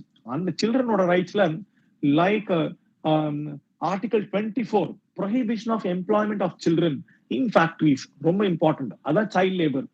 ஸோ அதே மாதிரி பாண்டட் லேபர், ஹியூமன் டிராஃபிக்கிங்லாம் article 23. This is called right against exploitation. Then very important freedom of religion. முன்னாடி பார்த்தது ஜென்ரல் ஃப்ரீடம், இப்ப பாக்குறது ரிலீஜன். ரிலீஜன் வரப்ப you can ப்ராஃபஸ், you can practice, you can propagate. நீங்க வந்து எந்த மதத்தை வேணா நீங்க வழிபடலாம், எந்த மதத்தை வேணா நீங்க பிராக்டிஸ் பண்ணலாம், எந்த மதத்தை வேணா நீங்க பிரச்சாரம் பண்ணலாம். ஆனா கம்பல் பண்ணக்கூடாது, ஃபோர்ஸ் பண்ணி நீங்க வந்து மத மாற்றம் பண்ணக்கூடாது அப்படின்றதுதான் இது. அதே மாதிரி ரிலீஜியஸ் அஃபேர்ஸ், நீங்க எதை வேணா நீங்க உங்களோட எந்த மதமா வேணா இருக்கலாம், அந்த மதத்துக்கான எல்லா விஷயங்களும் நீங்களே பண்ணிக்கலாம். கவர்மெண்ட் ஒன்னும் அதை ஒன்னும் தடை செய்ய போறது இல்லை. மூணாவது, எந்த மதத்துக்கும் அவங்க டாக்ஸ் போட போறது இல்லை. So that is why any for no religious activities government is going to tax. இதெல்லாம் ரொம்ப முக்கியமான விஷயங்கள். And even in any educational இன்ஸ்டிடியூஷன்ஸ்ல they can't enforce the attendance based on the religious practice. So இதெல்லாமே freedom of religion and educational rights கொடுத்திருக்காங்க. Very important constitutional remedy. இதுலதான் article 32 இருக்கு. இந்த ஆர்டிகல் 32 வந்து பாத்தீங்கன்னா இட் ப்ரொவைட்ஸ் ரிட். இப்ப fundamental rights மேல சொன்ன இந்த 5 வகையான ரைட்ஸ் இருக்கு இல்லையா, fundamental rights. Suppose either legislature, அது வந்து லெஜிஸ்லேச்சர் வரப்ப பார்லிமெண்டா இருக்கலாம், இல்லைன்னா ஸ்டேட் லெஜிஸ்லேச்சர், நம்ம வந்து இங்க இருக்கிற மாநிலங்கள்ல இருக்கிற இங்க வந்து சட்டசபையா இருக்கலாம், இல்லைன்னா அங்க வந்து பாத்தீங்கன்னா பாராளுமன்றமா இருக்கலாம். They and union executive and state executive யாருமே நோ ஒன் கேன் வயலேட். இப்ப யாராவது இந்த ஃபண்டமெண்டல் ரைட்ஸ் வயலேட் பண்ணாங்கன்னா, தேர்ட்ல வயலேட் பண்ணாங்கன்னா, இந்த கான்ஸ்டிடியூஷனல் ரெமெடி வந்து பாத்தீங்கன்னா இட் ப்ரொவைட்ஸ் ஆர்டிகல் 32ல ரிட்டை நீங்க ஃபைல் பண்ணலாம் அப்படின்றது. ஸோ இதுதான் ரொம்ப முக்கியமான விஷயம். அதனாலதான் என்ன சொல்றாங்கன்னா, இந்த the fundamental rights are justiciable சொல்றாங்க. ஜஸ்டிஷியபிள்னா நியாயப்படுத்தக்கூடிய. ஏன்னா இது வந்து political rights. Fundamental rights are nothing but political rights and that is why it's justiciable. ஆனா அதே மாதிரி டிபிஎஸ்பின்னு ஒண்ணு வரும் உங்களுக்கு. இப்போ இந்த ஃபண்டமெண்டல் டியூட்டிஸ் பார்த்துருவோம். ஃபண்டமெண்டல் டியூட்டிஸ்ல வந்து 42nd அமெண்ட்மெண்ட்ல தான் நம்ம ஃபண்டமெண்டல் டியூட்டிஸ்ல 1976ல பார்ட் 4A, நம்ம பார்ட் 4 வந்து பாத்தீங்கன்னா டிபிஎஸ்பி, இப்போ பார்ட் 4A பார்த்திருப்போம். அதுல இந்த ஃபண்டமெண்டல்ஸ்ல நம்மளுடைய அடிப்படை உரிமைகள் மாதிரி நாம வந்து இந்த அடிப்படை கடமைகள் என்ன அப்படின்றது, what is all fundamental duties அப்படின்றது ரொம்ப அழகா என்ஃபசைஸ் பண்ணிருக்காங்க. நாம வந்து we have to abide by the constitution, we should follow the noble ideals, we should inspire the ideal the inspired the India struggle for Indian independence. நம்ம இப்ப 75 years of Indian independence இருக்குல்ல, இதெல்லாமே ஃபண்டமெண்டல் டியூட்டிஸ்ல இருக்கு. என்னன்னா நாம வந்து Indian freedom ஸ்ட்ரகிளோட அந்த freedom ஸ்ட்ரகிளோட இன்ஸ்பிரேஷனை நாம வந்து உள்வாங்கணும்ன்றதும் ஃபண்டமெண்டல் டியூட்டியா. ரொம்ப நல்லா ஞாபகம் வச்சுக்கோங்க. And to defend the country, நாம வந்து கண்ட்ரியை பாதுகாக்கணும், நம்ம வந்து எக்காரணமும் நம்ம country and render national service, even national service promote வந்து பாத்தீங்கன்னா harmony, spirit of common brotherhood and transcending religion, linguistic religion, sectional diversities. இதெல்லாமே சோ நம்ம சொல்லுவோம் சகோதரத்துவம் சொல்லுவாங்க. சோ இறையாண்மை, சகோதரத்துவம், இது எல்லாமே ஃபண்டமெண்டல் டியூட்டிஸ்ல ரொம்ப அழகா சொல்லியிருக்காங்க. இது 1976ல பார்ட் 4Aல என்ஃபோர்ஸ்ட் அப்பான். இப்ப டிபிஎஸ்பி, நிறைய பேருக்கு டிபிஎஸ்பி பத்தி ஐடியாவே இல்லை. வாட் இஸ் டிபிஎஸ்பி, என்ன டிபிஎஸ்பினா என்ன, நல்லா ஞாபகம் வச்சுக்கோங்க. இப்ப நான் சொன்னேன் லெஜிஸ்லேச்சர் சொன்னப்ப யூனியன் லெஜிஸ்லேச்சர், ஸ்டேட் லெஜிஸ்லேச்சர் ரெண்டு சொல்லியிருக்கேன். இப்ப யூனியன் லெஜிஸ்லேச்சர் அப்படின்னு வரப்ப பார்லிமெண்ட்ல Lok Sabha, Rajya Sabha, and state legislature வரப்ப the state assembly and state council. நான் அதான் சொன்னேன், இந்த Jammu and Kashmir Reorganization Act 2019 has abolished legislative council of Jammu and Kashmir அப்படின்னு சொன்னா இல்லையா. அப்பனா ஜம்மு அண்ட் காஷ்மீருக்கு லெஜிஸ்லேட்டிவ் கவுன்சில் இருந்திருக்குன்னு அர்த்தம். கர்நாடகாவுக்கும் இருக்கு. ஸோ மேல் அவைன்னு சொல்லுவோம், மேல் சபைன்னு சொல்லுவாங்க அதை, எம்எல்சி. இப்ப அந்த மாதிரி இங்க ரொம்ப முக்கியம், எந்த சட்டமன்றமா இருந்தாலும் சரி, நாடாளுமன்றம், either it's a parliament or the state legislature, they should keep it in mind. எந்த பாலிசி பண்ணாலும் அது எந்த பாலிசினா இருக்கட்டும், ஸ்டேட் டெவலப்மெண்ட் பாலிசியா இருக்கட்டும், உமன் பாலிசியா இருக்கட்டும், சில்ட்ரன் பாலிசியா இருக்கட்டும், எஜுகேஷன் பாலிசியா இருக்கட்டும், ஹவுசிங் பாலிசியா இருக்கட்டும், என்விரான்மெண்டல் பாலிசியா இருக்கட்டும், அந்த பாலிசியில they should have a clear idea. ஏன்னா சோசியோ எக்கனாமிக் ஜஸ்டிஸ், சமூக பொருளாதார அந்த அந்த அந்த இது இருக்கு இல்லையா, உங்களுக்கு அந்த ஜஸ்டிஸ் இருக்கு இல்லையா, ஜஸ்டிஸை வந்து என்போர்ஸ் பண்ணணும் அப்படின்றதுதான் இவங்க அந்த டிபிஎஸ்பில. சோ இதுதான் ரொம்ப முக்கியம். இந்த கொள்கைகள்லாம் அந்த பாலிசியில இருக்கும். These principles should all the policies of the Indian government, any law made by the legislature, it should reflect these principles அப்படின்றதுதான். So that is why it establishes social, economic, political justice. நாம ஏற்கனவே பிரியாம்பிள்ல பார்த்த மாதிரி இது article 36ல இருந்து 51 வரைக்கும், சரியா, 51 வரைக்கும். இதுல very important, it has given காம்ப்ரஹென்சிவா இதுல வந்து பாத்தீங்கன்னா உங்களுக்கு நிறைய விஷயங்கள் கொடுத்துருக்காங்க. இந்த டிபிஎஸ்பில ரொம்ப முக்கியமானது என்னன்னு பார்ப்போம், சரியா. Not all are important, very important. இதுல வந்து பாத்தீங்கன்னா ஆர்கனைசேஷன் ஆஃப் வில்லேஜ் பஞ்சாயத்து இது இருந்தது முன்னாடி, அதாவது கிராமங்கள்ல பஞ்சாயத்து இருக்கணும் அப்படின்னு. So that's again village panchayat அப்படின்னு. இது இப்ப வந்து பாத்தீங்கன்னா 73rd அமெண்ட்மெண்ட்ல ஆர்டிகல் 243ல கன்வெர்ட் ஆயிடுச்சு. அதனால இப்ப வந்து பாத்தீங்கன்னா அது கான்ஸ்டிடியூஷனல் அமெண்ட்மெண்ட்ல அது கிரியேட் ஆனதுனால உங்களுக்கு இந்த ஆர்டிகல் இதுக்கு முன்னாடி வந்து பாத்தீங்கன்னா டிபிஎஸ்பியா இருந்தது, இப்ப அது கான்ஸ்டிடியூஷனல் பாடியா மாறிடுச்சு. சோ அதனால நமக்கு இப்ப ஆர்டிகல் 40 ஞாபகம் வச்சுக்கணும். ஏன்னா இந்த பஞ்சாயத்தும் முனிசிபாலிட்டியும் கான்ஸ்டிடியூஷன் ஸ்டேட்டஸ 11th ஷெட்யூல்லையும் 12th ஷெட்யூல்லையும் அக்வயர் பண்ணது இல்லாம 11வது 12வது அட்டவணையில அக்வயர் பண்ணது மட்டும் இல்லாம அவங்க எப்படி இதுல இருக்கிறாங்க அப்படின்றத, எப்படி கான்ஸ்டிடியூஷனா ரெகக்னைஸ் பண்ணாங்க அப்படின்றத நாம அதுல பார்க்கலாம். இப்ப ரொம்ப முக்கியமான டிபிஎஸ்பி ஸ்டேட் டைரக்டிவ் பிரின்சிபல் எதுன்னு பார்ப்போம்.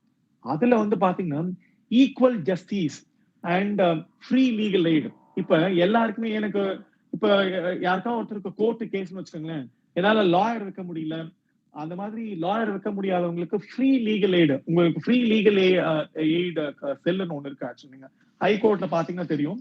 என்னால லாயர் வைக்க முடியாதவங்க அங்க போய் அவங்க கேட்டீங்கன்னா அவங்க சொல்லுவாங்க, அவங்க வந்து உங்களுக்கு வந்து லீகல் அசிஸ்டன்ஸ் ப்ரொவைட் பண்ணுவாங்க உங்களோட பிரச்சனைகளுக்கு. நீங்க வந்து என்னால எனக்கு லாயர் வைக்க முடியலையே, இது ரொம்ப முக்கியமான விஷயம், நிறைய பேர் தெரியறது இல்ல. Equal justice and free legal aid, so சமத்துவமா எல்லாரும் கொடுக்கணும் அப்படிங்கிறது. அடுத்தது ரொம்ப முக்கியம் 43A 39A, அது வந்து 39A ஃப்ரீ லீகல் எய்டு ஞாபகம் வச்சுக்கோங்க. இலவசமான சட்ட ஆலோசனை அப்படின்றதுதான் 39A ஃப்ரீ லீகல் எய்டு.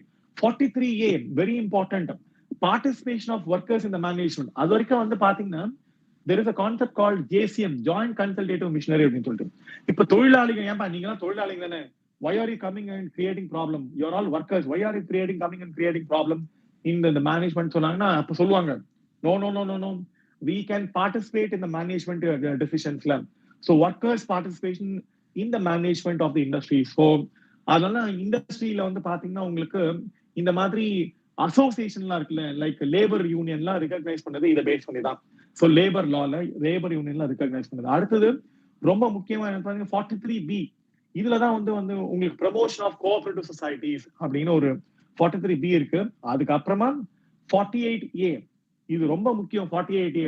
ஏன்னா நம்மளோட ஜியோகிராஃபில என்விரான்மெண்டல் பாலிசியும் ஈக்கலாஜிக்கல் பாலிசியும் வந்து பாத்தீங்கன்னா ஈக்கலாஜிக்கல் ப்ரொடெக்ஷன்லாம் இருக்கு, இதெல்லாமே இதை பேஸ் பண்ணி தான். அது ரொம்ப 48A they have stated protection and improvement of environment and safeguarding of forest and wildlife. This is very important. So இதுதான் வந்து பாத்தீங்கன்னா 48A. So இதுல இந்த டிபிஎஸ்பில சொன்ன மாதிரி இது வந்து யாருக்கெல்லாம் இது வந்து ரொம்ப சமத்துவமா இருக்கு அப்படின்னா, சமத்துவமான சமுதாயம் என்னன்னு சொல்லிருக்கோம் இல்லையா,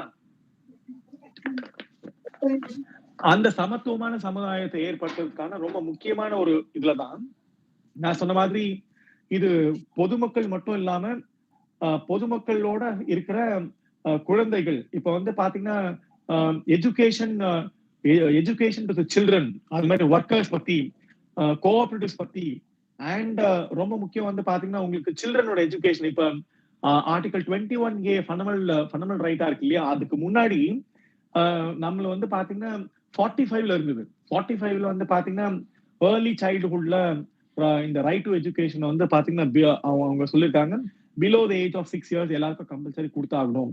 இதுல ஷெட்யூல்டு காஸ்ட் வீக்கர் செக்ஷனோட அவங்களோட எஜுகேஷன் எக்கனாமிக் இன்ட்ரெஸ்ட் ப்ரொடெக்ட் பண்ணணும். அது மட்டும் இல்லாம வந்து பாத்தீங்கன்னா அனிமல் ஹஸ்பண்ட்ரி அக்ரிகல்ச்சரை வந்து நம்ம ஆர்கனைஸ் பண்ணணும். ஸோ அதாவது விவசாயம் சார்ந்த அந்த அந்த அந்த கேட்டல் இருக்குல்ல அனிமல் ஹஸ்பண்ட்ரி, அதை வந்து நம்ம ப்ராப்பரா மேனேஜ் பண்ணணும்.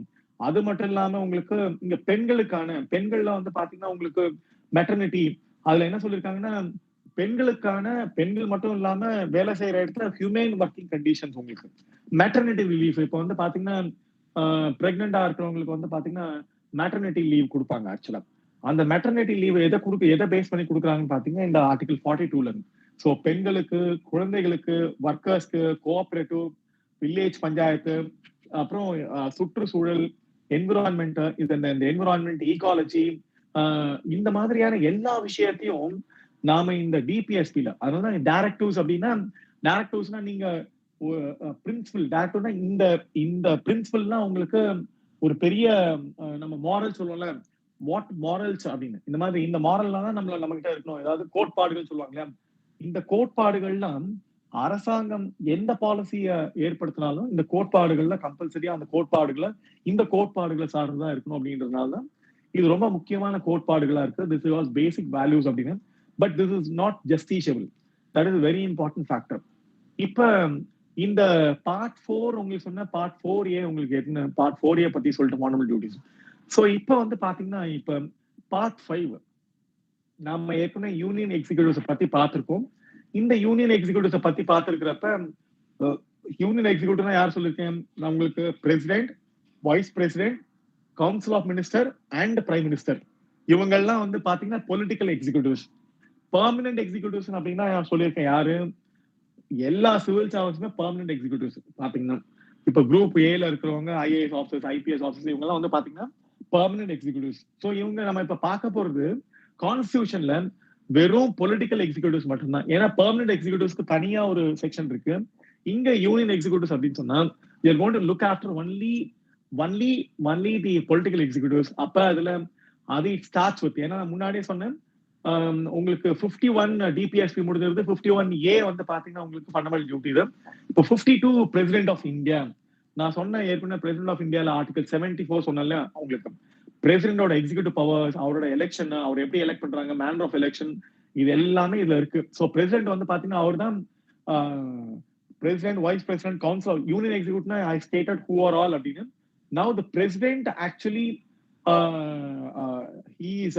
he is provided the aid and advice by the council of ministers headed by the prime minister. இப்ப பிரசிடென்ட் வந்து பாத்தீங்கன்னா he is elected by the electoral college. Electoral காலேஜ்னா நீங்க நினைக்கிற மாதிரி காலேஜ் நினைச்சுக்காதீங்க, அது ஒரு எலக்டோரல் பாடி. அது வந்து ஒரு பிரசிடென்ட் யார் தேர்ந்தெடுக்கிறாங்க அப்படின்னு பாத்தீங்கன்னா, இதுல Lok Sabha MPs and Rajya Sabha MPs, அதுல எலெக்டட் மெம்பர்ஸ் ஆஃப் தி, ரொம்ப முக்கியம், இந்த எலக்டோரல் காலேஜ் எலெக்டட் மெம்பர்ஸ் மட்டும் தான் இருப்பாங்க, நாமினேட்டட் மெம்பர்ஸ் இருக்க மாட்டாங்க. இப்ப லோக்சபால nominated members Anglo Indian nominate பண்ணலாம், ராஜ்யசபாலையும் அதே மாதிரி ஒரு 12 பேர் நாமினேட் பண்ணலாம் அப்படின்னு இருக்கு. சோ நாமினேட்டட் மெம்பர்ஸ் இதுல எலக்டோரல் காலேஜ்ல இருக்க மாட்டாங்க. Elected members of the parliament and legislative members, legislative assembly இருக்காங்க, ஸ்டேட் லெஜிஸ்லேட்டிவ் அசம்பிளி. அப்ப யாரெல்லாம் ஓட்டு போட போறாங்க? ஒன்னு elected members of the Lok Sabha, Rajya Sabha, அப்புறம் எம்எல்ஏஸ், எல்லா எம்எல்ஏஸும் ஓட்டு போடுவாங்க. எதை பேஸ் பண்ணி பாத்தீங்கன்னா ப்ரொபோர்ஷனல் ரெப்ரசன்டேஷன் அப்படின்ற ஒரு வார்த்தையை பேஸ் பண்ணி அவங்க. அதுல ரொம்ப இம்பார்ட்டன்ட் இவங்களுக்கு இந்த யூனிஃபார்மிட்டி வேணும் அப்படின்றதுக்காக எல்லா ஸ்டேட்ஸ்லயும் அவங்க என்ன பண்றாங்கன்னா ஓட்டு, ஒரு எம்எல்ஏக்கும் எவ்வளவு ஓட்டு அப்படின்றது அந்த ஓட்டை கால்குலேட் பண்ணுவாங்க. ஓட்டை கால்குலேட் பண்ற பெர்சன்டேஜ்லாம் ரொம்ப உங்களுக்கு அவுட்லைன்ல தெரிய வேண்டாம், நீங்க போய் தனித்தனியா படிச்சுக்கலாம். இப்ப பிரசிடென்ட் வரப்ப அவருக்கு வந்து நாட் லெஸ் தேன் 35 இயர்ஸ் இருக்கணும். இதெல்லாம் தான். அவர் வந்து பாத்தீங்கன்னா உங்களுக்கு ரொம்ப முக்கியம். அவர் அதாவது லோக்சபா எம்பியா ஆகிறதுக்கான குவாலிஃபிகேஷன் இருக்கணும். ஏன்னா Lok Sabha MP. Hello, yeah Abhishek, you listen to my, I'm simultaneously in both the language, okay, because dominantly we have our state students also, so we are simultaneously in both the languages. So don't worry, just listen. I'm giving you all the essence in the English, don't worry, because I need to make understand my regional language people also know. So uh, just listen to it. You'll get the essence of it. I stated president elected by the electoral college. I said the electoral college consists of the elected members of the Lok Sabha Rajya Sabha. Only the term is very important. Elected members of the Lok Sabha Rajya Sabha, and I said the MLAs, elected MLAs. So we don't have a nominated MLAs actually. That's again that is why it's very important. So it is very important, and you know very well that Article 61. Article 61 talks about the impeachment of the president. So it's very important, the removal of because Article 61 it is talking about procedure for the impeachment because he is elected and he is head of the state and he is a country head. So the honorable president cannot be removed just like that. So that is why it's not a removal one. So it's very important. The impeachment one, Article 61. And president, as I stated, he has all the powers. President can summon, prorogue, address, send message to the parliament, and dissolve the Lok Sabha also. And he has the powers to promulgate ordinance.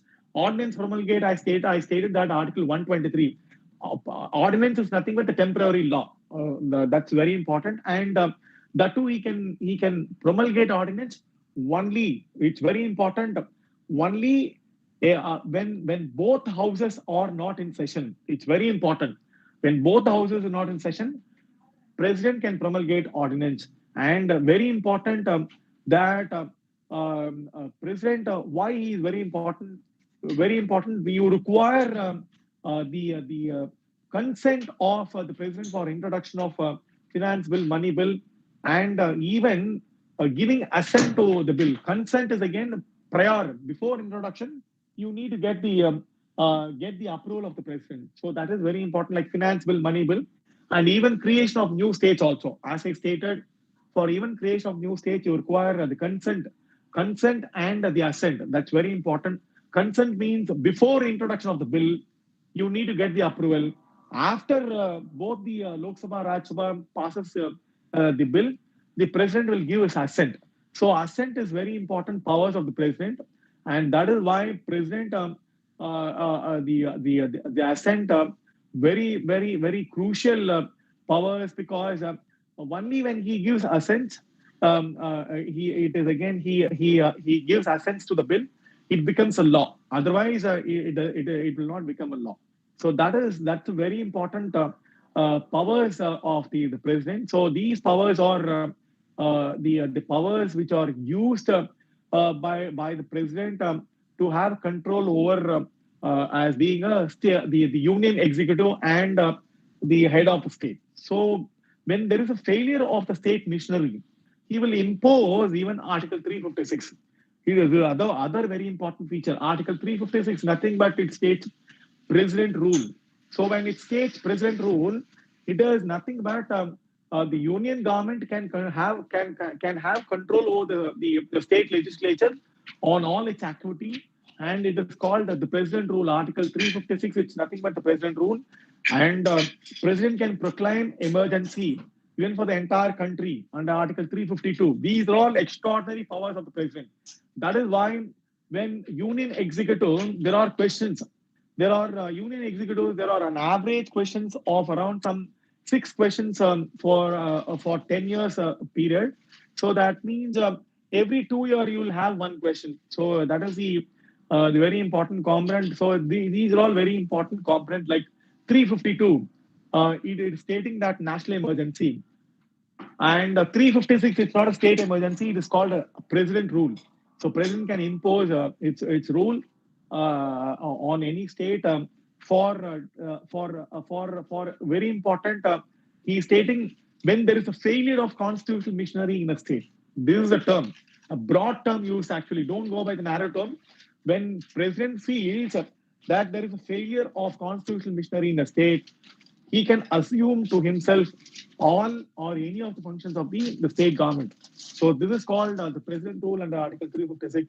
Article 352, very important. When president feels grave emergency to the security of India, or there is a threat, or is external aggression, armed rebellion. These are all the term, very important term. You should always remember. One, I stated grave emergency should exist based on the threat and the external threat, or by external aggression, or even armed rebellion. These three words are very important terminology, like war, external aggression, and armed rebellion. And now let me come to the vice president. Again, for vice president also the election is there. Electoral college consists of both the members of the parliament. So here they didn't state elected members. It has stated only the members of the both of the parliament, and same procedure.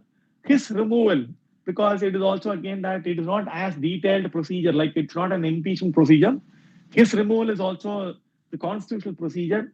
Very important. Why do we have a vice president? Vice president is the ex officio chairman. When I say ex officio, it is very important. Why do we use the term called an ex officio? That means those who have become the vice president, they will automatically become the chairperson of the Rajya Sabha, the chairperson of the Rajya Sabha.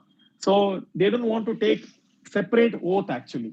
So oath as the chairman of the Rajya Sabha, when they take oath as the president of oath and affirmation. So on the oath and affirmation, second schedule actually second schedule oath and affirmation like who are all taking oath vice president, president, vice president, prime minister, and the governor, all the judicial authorities, MLA, MPs, they need to administrate oath. That is the second schedule. So second schedule, like when they administrate the oath as the chairperson, as the vice president, they automatically become the chairperson of the Rajya Sabha. And very important, when president is unable to discharge his function due to illness, absence, illness, or any other cause till the election of the new president. So these are all very important because I said absence. Suppose president is on the tour. He is on the foreign tour. Now vice president will act as a president. So here in India, illness or any other cause, or till the election of the new president. So these are all the very important factors. And while acting, remember that when he act as the president of India, acting president, very important, he ceased to perform the functions of the chairman of Rajya Sabha. So when he is performing as the president of India, he will cease to perform the chairman of the functions of chairman of the Rajya Sabha. So he can't act in both capacity. So that is all important. If a council of ministers, when I say council of ministers consist of who are all consist of council of ministers? Very important. This is all the question component of the Indian polity. Council of ministers comprises one, the cabinet ministers. Second, Ministry of State, independent charge. The third, Ministry of State. Fourth one, deputy ministers. Deputy ministers they will miss actually. So when I say council of ministers, there are these category of members are very important. Cabinet ministers, Ministry of State for independent charge in the bracket, and Ministry of State and deputy ministers. They are all considered to be the council of ministers. The council of ministers are collectively responsible to the Lok Sabha, only to the Lok Sabha. Remember that. And it is the duty of the prime minister, because prime minister is heading the council of ministers. It is the duty of the prime minister to communicate to the president of all the decisions of the council of ministers related to administration of the affairs of the union, and the proposal for the legislation and the information related to. Very important, the prime minister has to communicate. The prime minister has to communicate to the president of all the decisions taken by, that is why I said all the decisions taken by the council of ministers in regarding with the administration, proposal for legislation, and even information related to them. So it is binding on the prime minister to report it to the president at all the time that any decisions taken. So this is very important powers of the president also, and the reporting the status of the prime minister to the president when he calls for. So now the state legislature, I said union legislature. We now know the union executives. Let me get into the union legislature. Union legislature consists of president and two houses. When I said legislature, union legislature, the two houses, one the Rajya Sabha, other is the Lok Sabha. Each house has to meet within 6 months of the previous sitting. So suppose the House, the President has convened the session. When President is convened the session, when the session ends, from the end of the session, again the next session should happen within 6 months actually. So the joint sitting of the two houses can be held at certain cases. Now the Rajya Sabha, we know that there are 238 representatives from the states and the union territories also. And very important, we have 12 nominated members, 12 nominated members from special knowledge, practical experience, such as literature, science, arts, social service. So they're all nominated. So in what category these people are nominated, you know that these people should have a special knowledge or practical experience. Like I stated, Sachin Tendulkar, Lata Mangeshkar, Ivangala, they got nominated as member, the nominated member of the Rajya Sabha. So the same way, very important, certain people are nominated for their literature capacity, for the science, arts, and social science service also. So this is all very important because they may not prefer. And very important, when I said the legislature, union legislature, I stated about now very important, the speaker. We know that the chairman of the Rajya Sabha is the vice president, is the chairperson.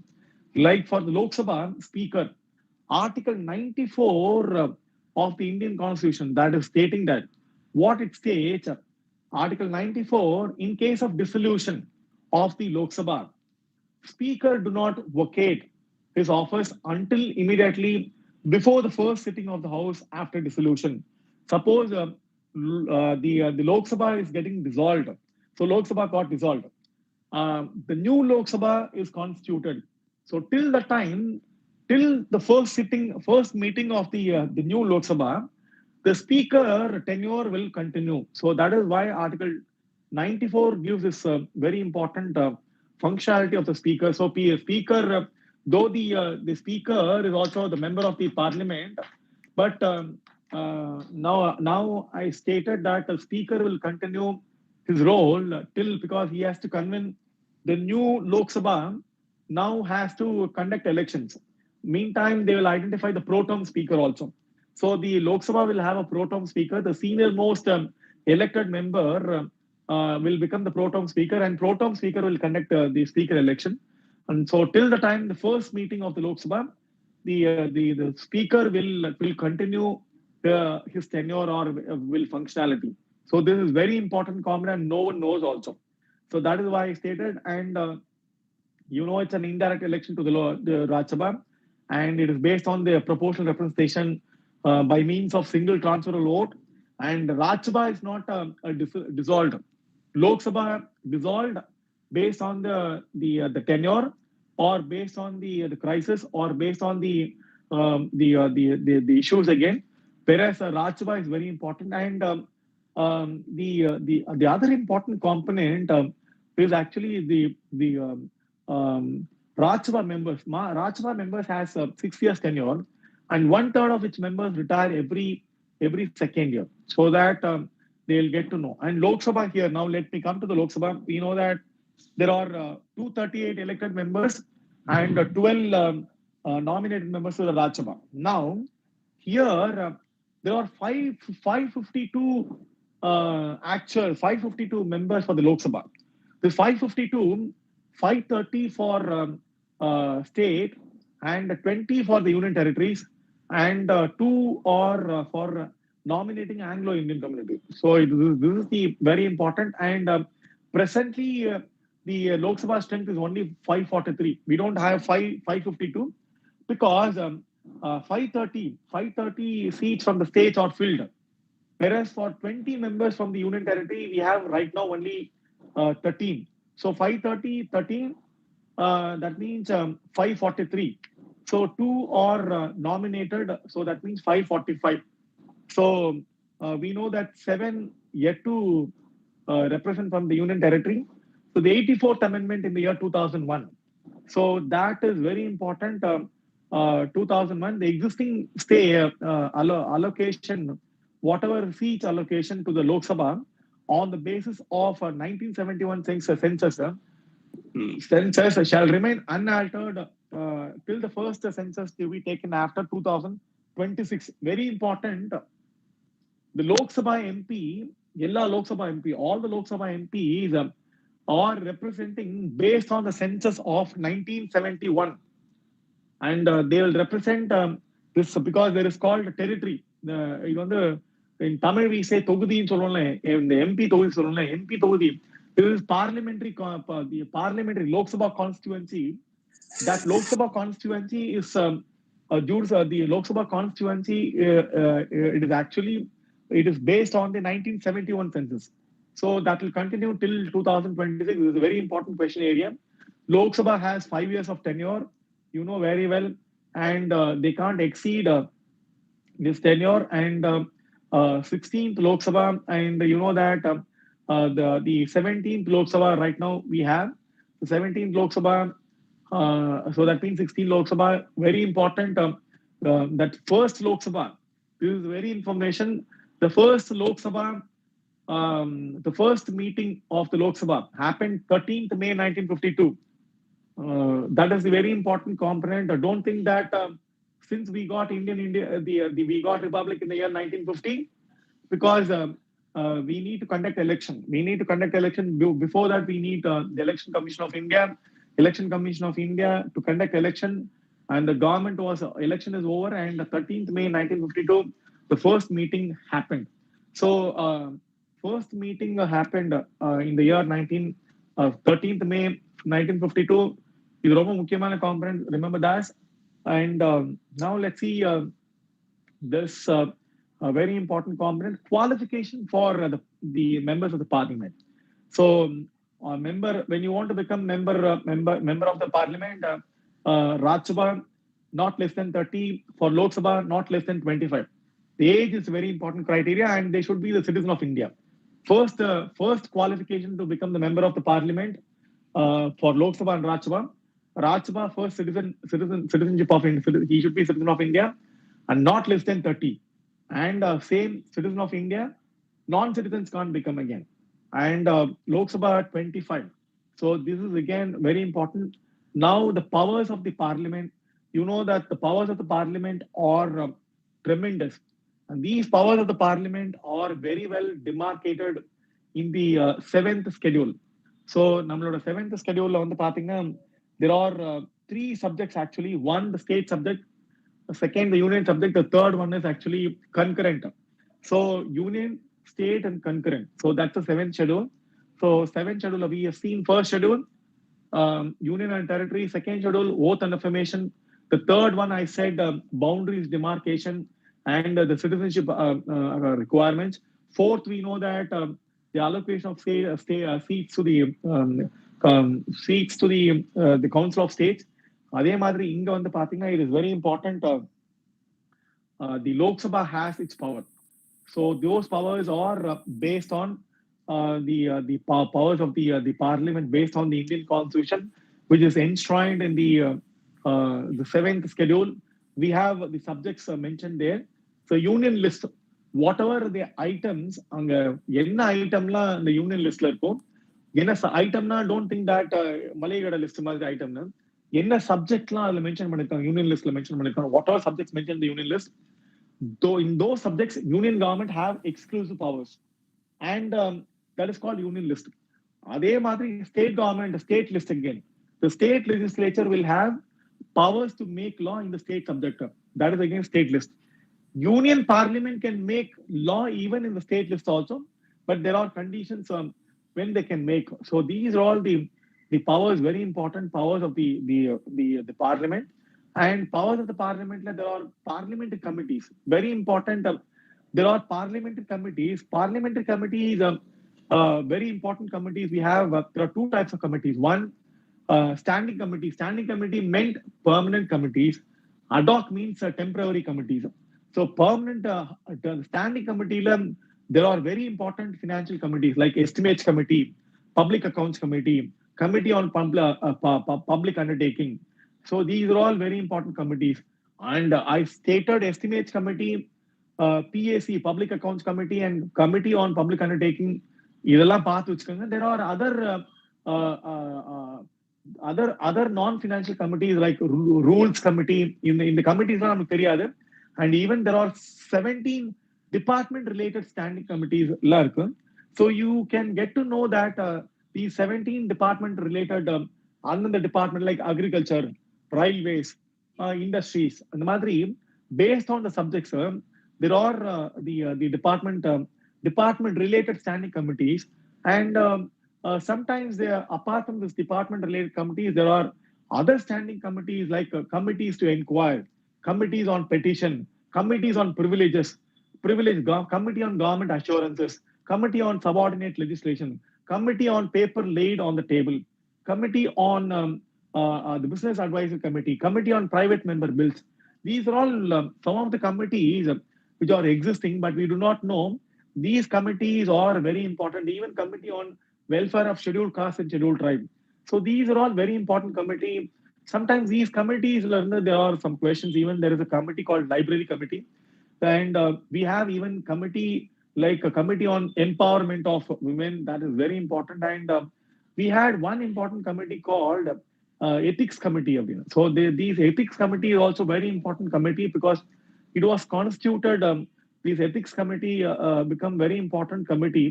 And this ethics committee, which was constituted in the Rajya Sabha on 4th March 1997, ethics committee was constituted in 1997. They constituted in Rajya Sabha, and in the year 2000 they constituted in Lok Sabha. So these is very important. The ethics committee in the Lok Sabha was constituted in the year 2000. And ethics committee in the Rajya Sabha constituted in the year 1997. So these 2 years are very important. They try to look for the ethics of the members actually. And there are even committee on MAPLAT. This is again member of parliament local area development scheme. This is very important. Suppose if you see in your area, உங்க ஏரியாலாம் பாத்தீங்கன்னா மேப் லேட்னு இருக்கும். மேப் லேட்னா MPLAD, member of parliament local area development scheme அப்படின்னு சொல்லுவாங்க. உங்க ஊர்ல ஏதாவது ரோடு போடுறாங்கன்னா அந்த ஸ்கீம்ல அதெல்லாம் இருக்கும். So these are all very important. And that is why very important this MPLAD scheme actually. And these committees, parliamentary committees, are very important committees. So you should take care of these committees. And there is a very important authority called Attorney General. Attorney General is also very important executive of the union executives because he is appointed by the President of India, and he should be the qualified judge of the Supreme Court. That is very important. And he will advise the Indian government on all the legal matters. Very important. You're on the because our duty legal character la irukum. From time to time he will advise on all the legal matters. And very important, he has right of audience in all the courts. இதுதான் ரொம்ப முக்கியம். He has right of audience in all the courts. In all the courts, because on behalf of the union government, he can go and sit and listen to any case related to the union government. That is why he is so powerful. He is so powerful. And very important, he holds office during the pleasure of the president and receive the remuneration as determined by the president. There is one more authority called Solicitor General of India. The Solicitor General of India, he is a chief legal advisor. So legal advisor where legal in this Attorney General on the pathina, I said that to give legal advisor in the chief legal advisor, primary lawyer. He act as a primary lawyer in the Supreme Court, Solicitor General actually. And he is actually secondary law officer of the country. In a first law officer, you know that he is the Attorney General. He is secondary law officer of the country, assisting the Attorney General and the other additional Attorney Generals also. And unlike the Attorney General under Article 76, in Attorney General Article 76 there is an article, whereas Solicitor General அந்த மாதிரி கான்ஸ்டிடியூஷன்ல article ஒன்றும் இல்லை யாருக்கு, solicitor ஜெனரலுக்கு. So that is why it's very important. He appointments committee of the cabinet appoints the Solicitor General.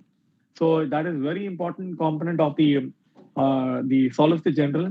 So Parliament, Porto Rica, I've stated everything. And you know that there are very important ministries. On the important ministries, I'll tell you certain ministries, என்னென்ன ministries அப்படின்றத, because you need to know about the ministries of Ministry of Defense, Ministry of Defense, Ministry of Department of Defense, Department of Military Affairs, Department of Defense Production, Departments of the Department of Defense Research and Development, DRDA, Department of Ex-Servicemen Welfare. There is an exclusive department for ex-servicemen welfare. Tanya or department, people do not know that there is an exclusive department. There are 5 departments in the Ministry of the Defense. So remember that these are all the questions in the UPSC. Sometimes even finance also has 5 departments. Ministry of Finance, like one economic affairs, they only prepare the budget. Expenditure, very important. Department of Revenue, we come under the Department of Revenue. The CBDT, Central Board of Directors, all the IRS officers come in the Department of Revenue. There are Department of Investments and Public Asset Management, Department of Financial Service. So there are 5 departments in the Department of Finance actually. So you get to know. And next, even Ministry of Home Affairs. Ministry of Home Affairs. They have 6 departments. These 6 departments: one for internal security, for state, official language, home, Jammu and Kashmir and Ladakh. Recently, they've created this department. They have an exclusive department for Jammu and Kashmir, Ladakh, and Department of Border Management. So this is a very important question for maybe current affairs. They created a new department, the Department of Jammu and Kashmir and Ladakh. I know that there is a Jammu and Kashmir Reorganization Act 2019. So based on that, they've created a department in the Home Affairs because a very crucial department they felt. And we have a Department of Border Management. Even official language also comes under the Home Affairs. Many people do not know. So that is why I'm stating all these things. And there are ministries, other departments, other ministries also have many departments. You can just get into it, and you will get to know how these departments are very important even in functionality. So official language on the many people do not know that official language or on the importance. So people they think that just like that the official language, but official language Article 343(1), it states that the Hindi in Devanagari script. Constitution provides that Hindi in Devanagari script shall be the official language.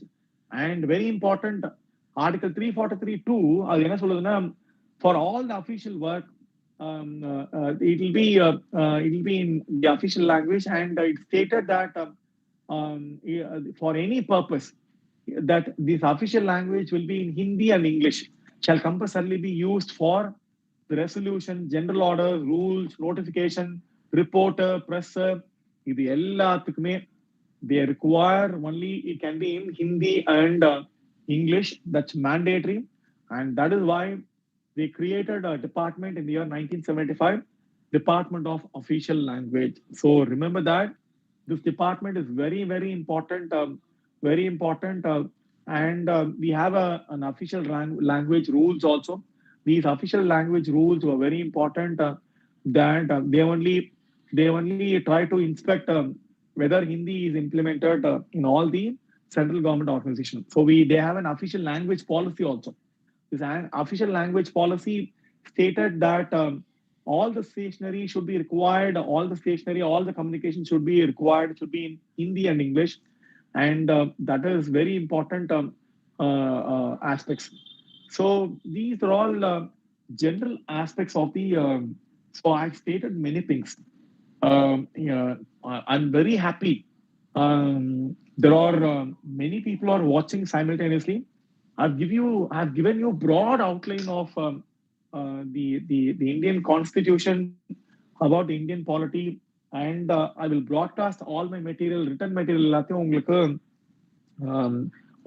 give you as the voice notes also. Mr. Bharat will be in charge of it. I know very well. I've given you many aspects, though I've been in between. The initial communication problem has given me a lot of problem because I thought of going for through my laptop web application, but since I don't have that facility, it didn't allow me. So anyhow, I'm very happy that I could able to join in my mobile again. So that's why some kind of a communication delay. My dear friends, once again, I'm telling you, Indian polity has 20% of the questions of 100. That means around 20 questions. In that, I stated many questions are from union legislature, from governance, and I stated from judiciary, from the constitution salient features, fundamental rights, and DPSP. So rest others are having minimal impact, like maybe in, uh, uh, in, in fraction numbers. So just go through all these. We will again get back one more session for the Indian polity later days. Now we don't want to continue for the next session. Next session is going to be Indian economy. Indian economy, same way, we will try to catch up for the Indian economy. Indian economy is also again another 20% of the GS for your both your prelims and mains. So let's catch up for the Indian economy also. So thank you, my dear friends, because I know very well. I'll give you even the questions and the other components. I'll give you the outline material for the Indian polity. You can just go through it, and your screen reader and many things will give you the convenience of the Indian polity. So thank you everyone, all my friends who have been in line, and those who are watching in YouTube live and FB live. For all those, the Indian polity is only just give you an idea, and I've covered out of 20 questions, I've almost covered almost covered. I'm telling you, almost I've covered 7 to 8 questions for your prelims, and near about near about some 30 to 40 marks for your mains examination. I'm telling you, this 1.5 hours, whatever I've given you, I'll tell you that not less than, I'm telling you, not less than 10 questions, not less than 10 questions I've given you.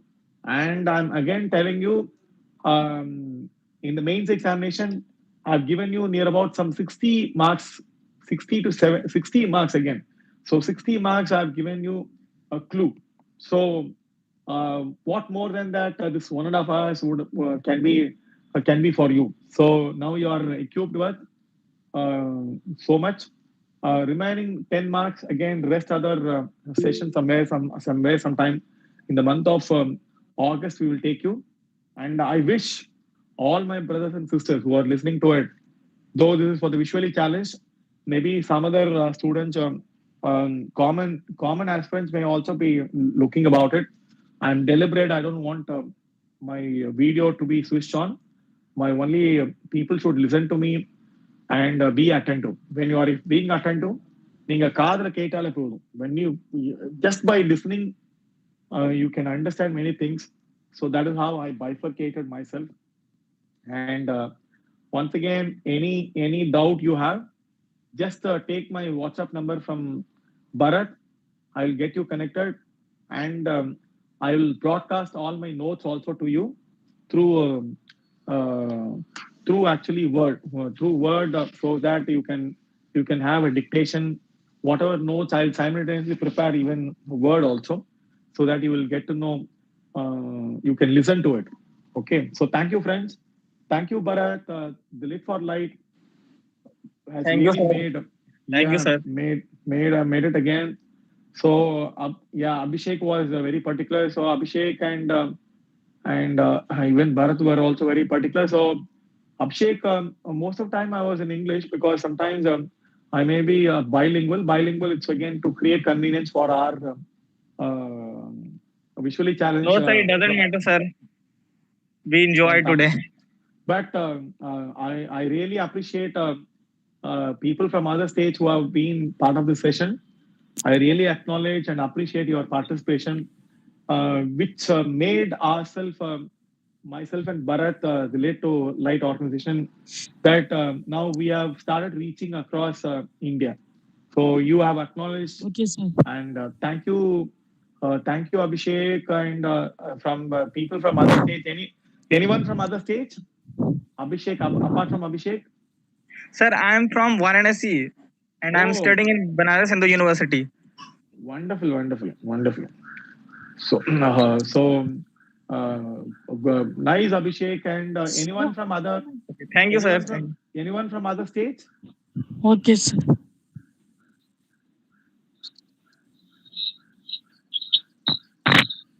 Oh,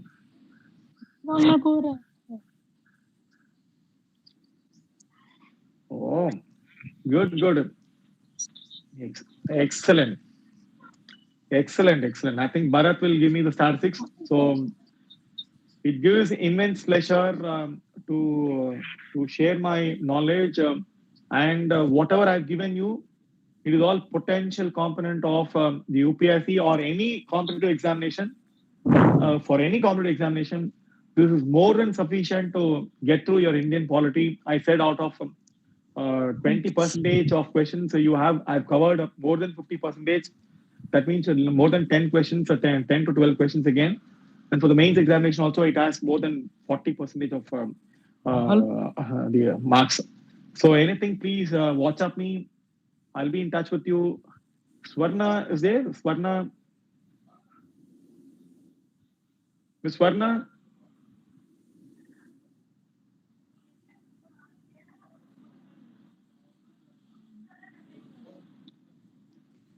Okay. Yeah.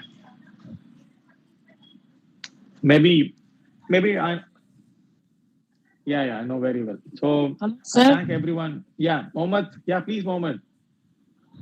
Sir கொஞ்சம் தமிழ்ல பேச முடியுமா sir? கட்டாயமா தம்பி, நான் இப்ப பேசுனதெல்லாம் இங்கிலீஷ்ல பொதுவான விஷயங்கள் தான். ஆமா சார், புரிஞ்சுது சார். ஆனா வந்து எனக்கு சில டவுட்ஸ் தான் இருக்கு, உங்ககிட்ட கேட்கணும்னு தோணுது சார். தனியா கேளுங்க, கட்டாயமா கேளுங்க, சரியா பதில் சொல்றேன்.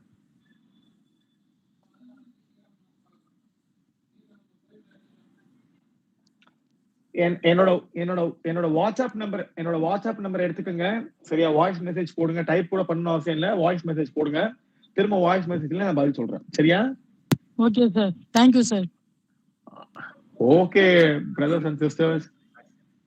Yeah.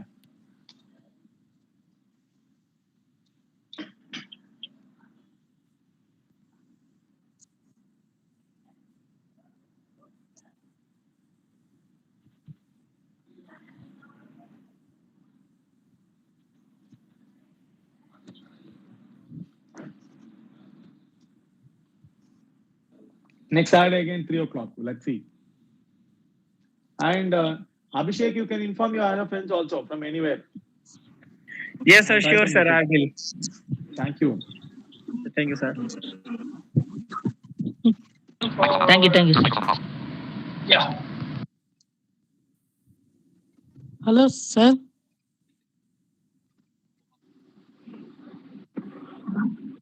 சார், உங்க நம்பர் கொஞ்சம் கொடுக்குறீங்களா சார்?